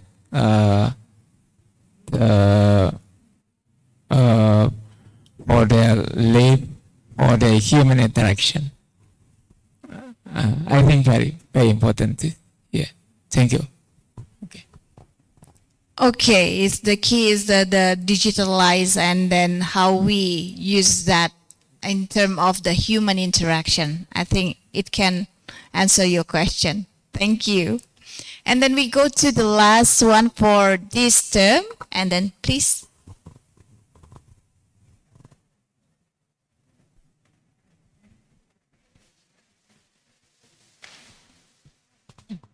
Thank you for giving me the opportunity to ask. Let me introduce myself. My name is Salma Cahyoantinia from Faculty of Education, Special Education Study Program. How to maintain mental health in the era of the transition of the corona. Thank you. Can you repeat once again? Sorry. How to maintain mental health in the era of the transition of the after corona. I couldn't hear you. Mungkin ya. How to maintain mental health in the era of after corona. Okay, how to maintain the mental health after the pandemic, post-pandemic condition. Okay, you go to like both speakers or specifically to? Yeah. Okay, I think we can hear from both. Okay. Okay, thank you. Please, Pawa. I will answer about your question maybe. After COVID-19, I think we have, I mean that new behavioral, new kebiasaan begitu ya, kebiasaan baru yang sangat berbeda, differently before COVID-19. Therefore, for the future, maybe we have to make membuat wawasan yang saya kira sangat penting karena kehidupan sesudah COVID-19 ini saya kira sangat berbeda dibandingkan dengan kehidupan ketika sebelum COVID-19. Ya, jadi saya kira we have to adaptive behavior. Yeah, a new behavior. I mean that the new behavior about to activity to the future. Yeah, I think inti dari pertanyaan tadi saya kira demikian. Yeah. Yeah. Thank you very much. Yeah. Okay. I do totally agree about the new habit after the pandemic, and actually it's talking about what we call that discipline in different aspect, like the cleanness, the health, and then how we can maintain that to commit to what we've done before during the pandemic, and then keep doing that after the pandemic. Thank you, sir. And then is Dr. Rosalie back yet?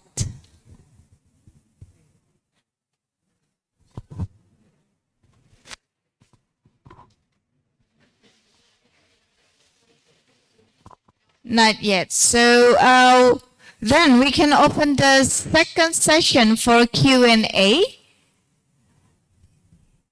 I would like to invite all the participants, or do we have the question online from our online participant?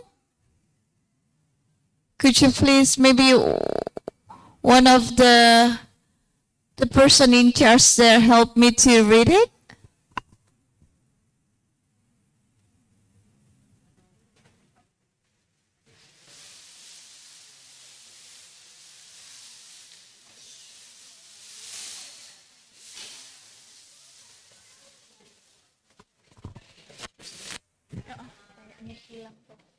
Not yet. Okay, if we haven't got any question from the online participants, so I'll go back to the visible participant here with me.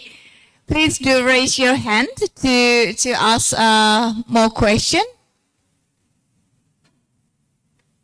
Is there any other?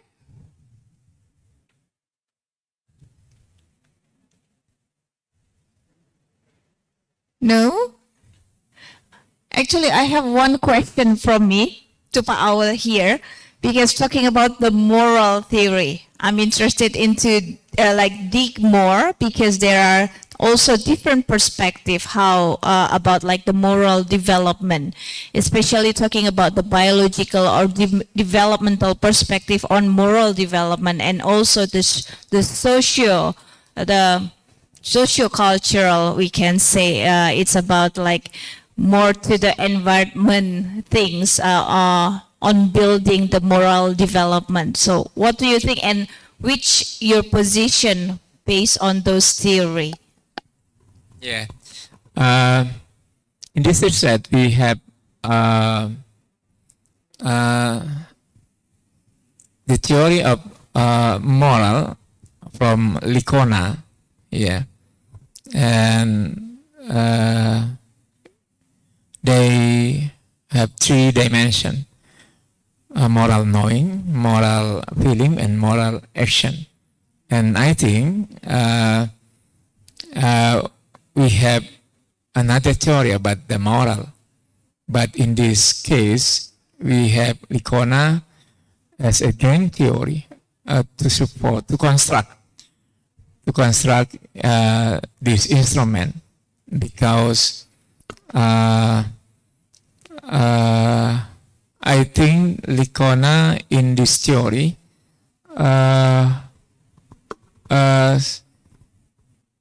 sesuai dengan konteks kultural for the two city, Jakarta and Padang. Therefore, we have used theory, Likona theory from moral. I think we have another theory, but this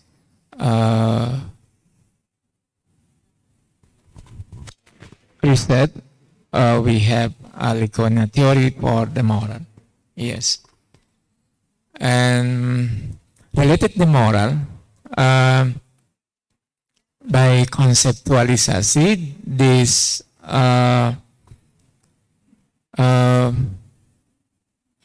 the moral suggests the culture and the personality and the other factor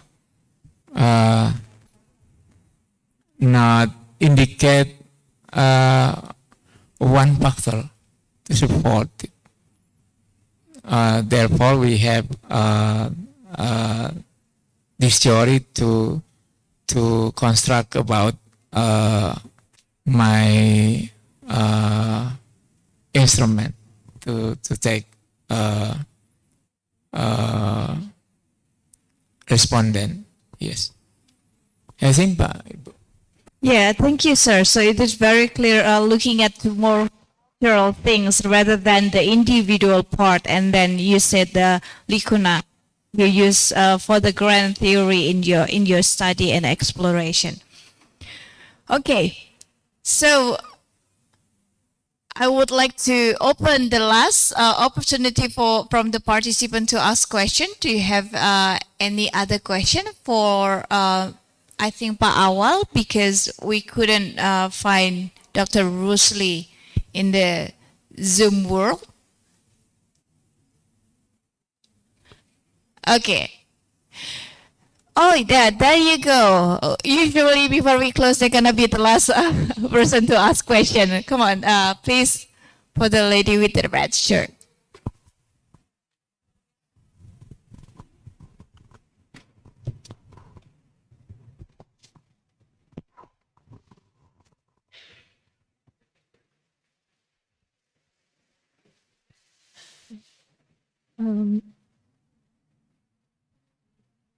You can introduce yourself, maybe open your mask, because it is like, yeah. I'm Pak Nisa from Education, Management Educational. I want to ask, pakai bahasa Indonesia boleh nggak Pak? Boleh. Ya. Izin bertanya, Prof. Tadi kan dibahas tentang pendidikan karakter, penguatan pendidikan karakter. Lalu saya ingin bertanya, pendidikan karakter bisa dikatakan berhasil apabila Oke. Ya, jadi maksudnya dari tujuan atau apa namanya tujuan dari pendidikan karakter itu sendiri.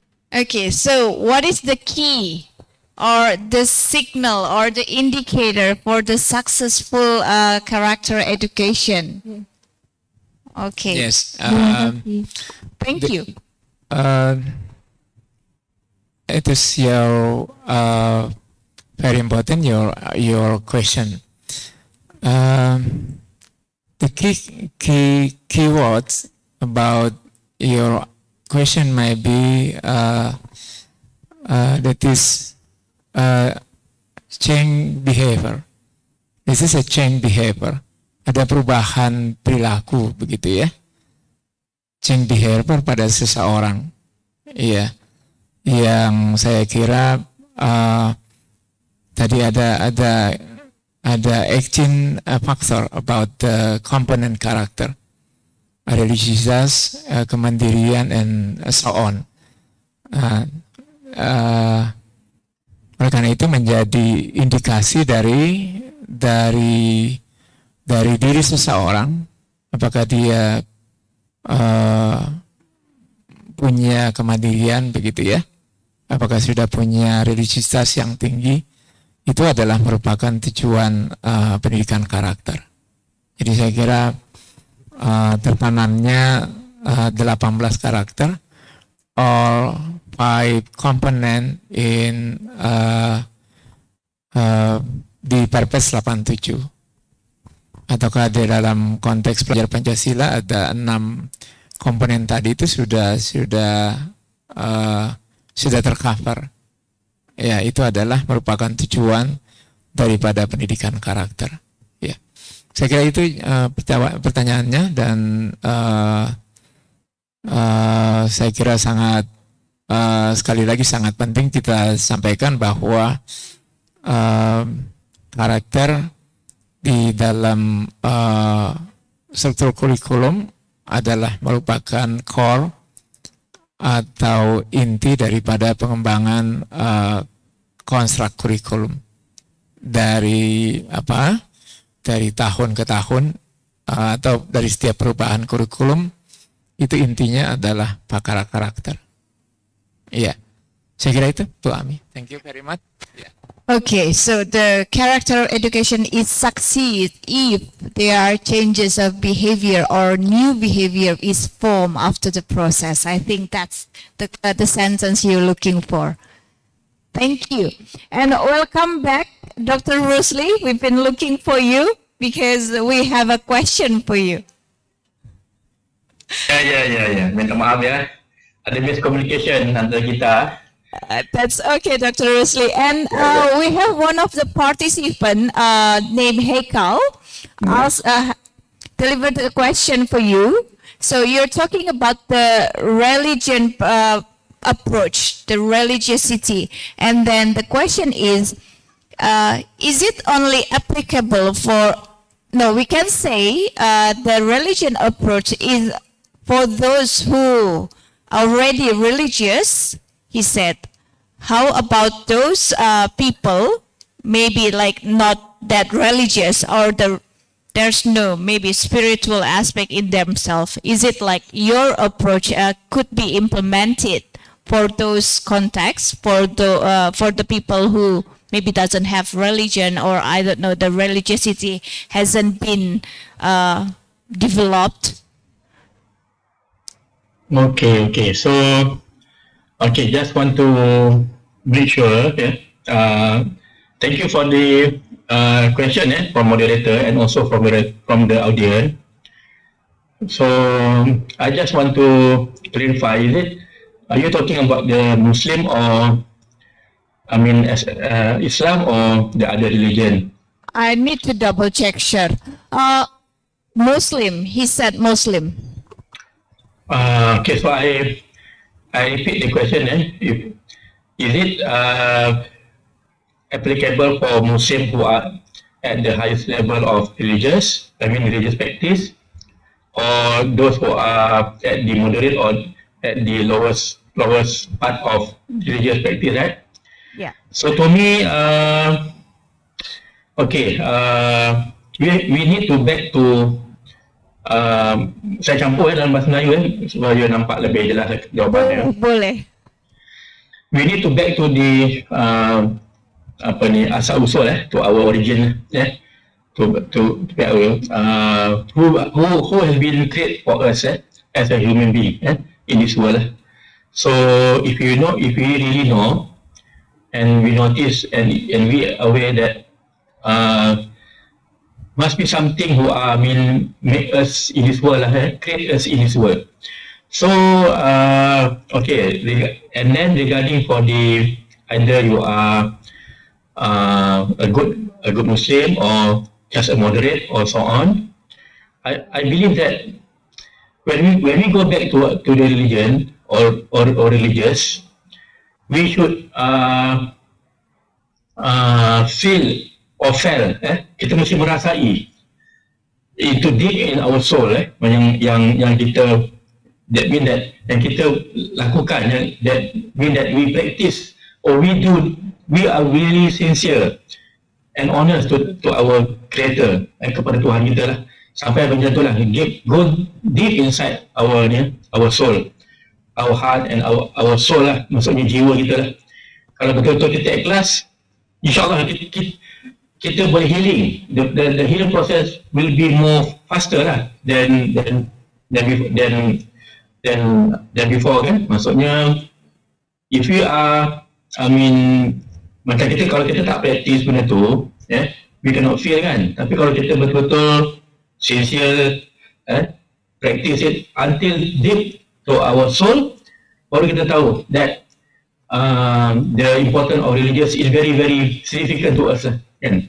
Maksudnya bila itu penting dalam hidup kita, kan. Sebab tu is very as I say, it's very subjective to measure, macam Prof, kan, kita belajar tentang measurement, kan, saya tengok tadi, very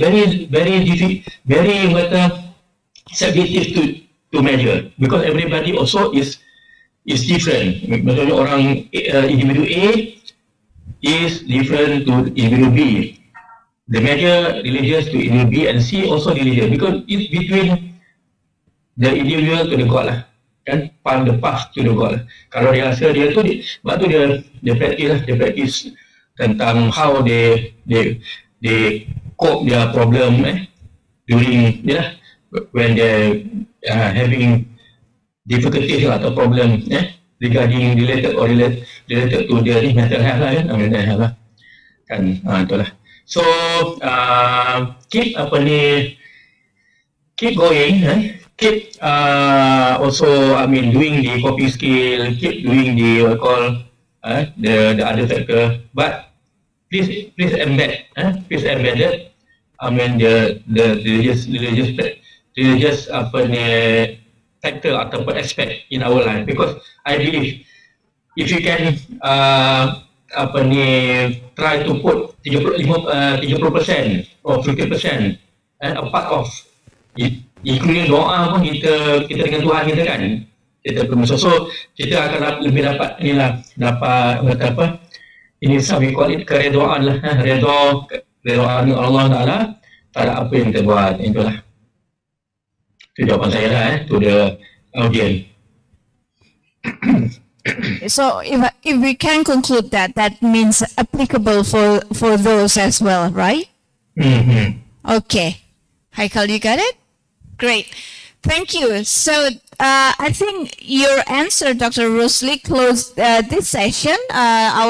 We have to session of Q&A already, and then we come to the end of our afternoon session for this international seminar.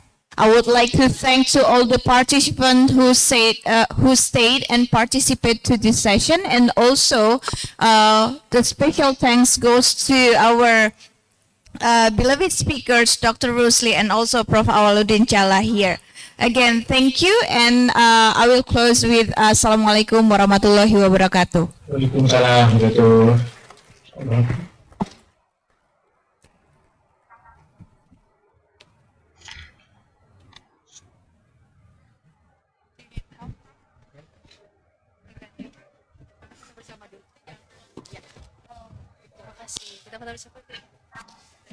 Okay. Thank you, Dr. Rusli Ahmad and Professor Dr. Awaludin Challa for such a fruitful discussion.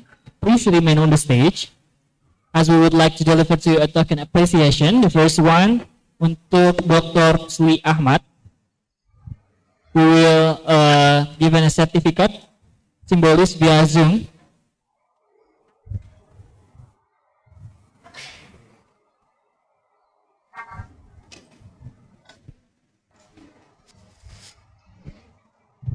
Ya, terima kasih. Terima kasih ya. Terima kasih semuanya. And Also, we would like to deliver appreciation. To do that, we kindly request Vice Dean for Academy, Dr. Wirda Hanim MC, for present the certificate.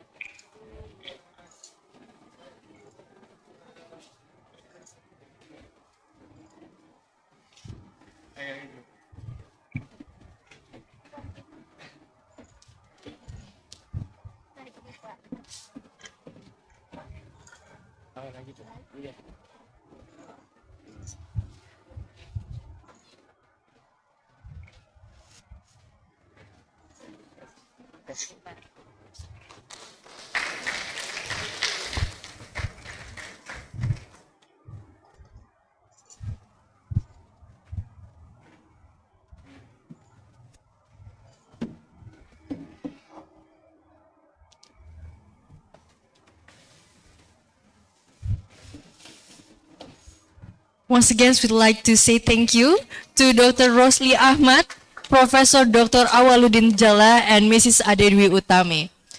Alhamdulillah, we've completed all of the agenda. State University of Jakarta Faculty of Education International Seminar with the theme Nurturing Well-being in Positive Educational Environment. Now it is time for us to say goodbye. Tapi sebelum itu kami mengingatkan untuk seluruh peserta mengisi presensi di meja depan setelah selesai acara. We would like to say once again thank you for all the attention. This is Alma Diva, my partner, and I am Ahmad Farhani. Would like to say goodbye. Thank you. Good afternoon. Wassalamualaikum warahmatullahi wabarakatuh. Waalaikumsalam.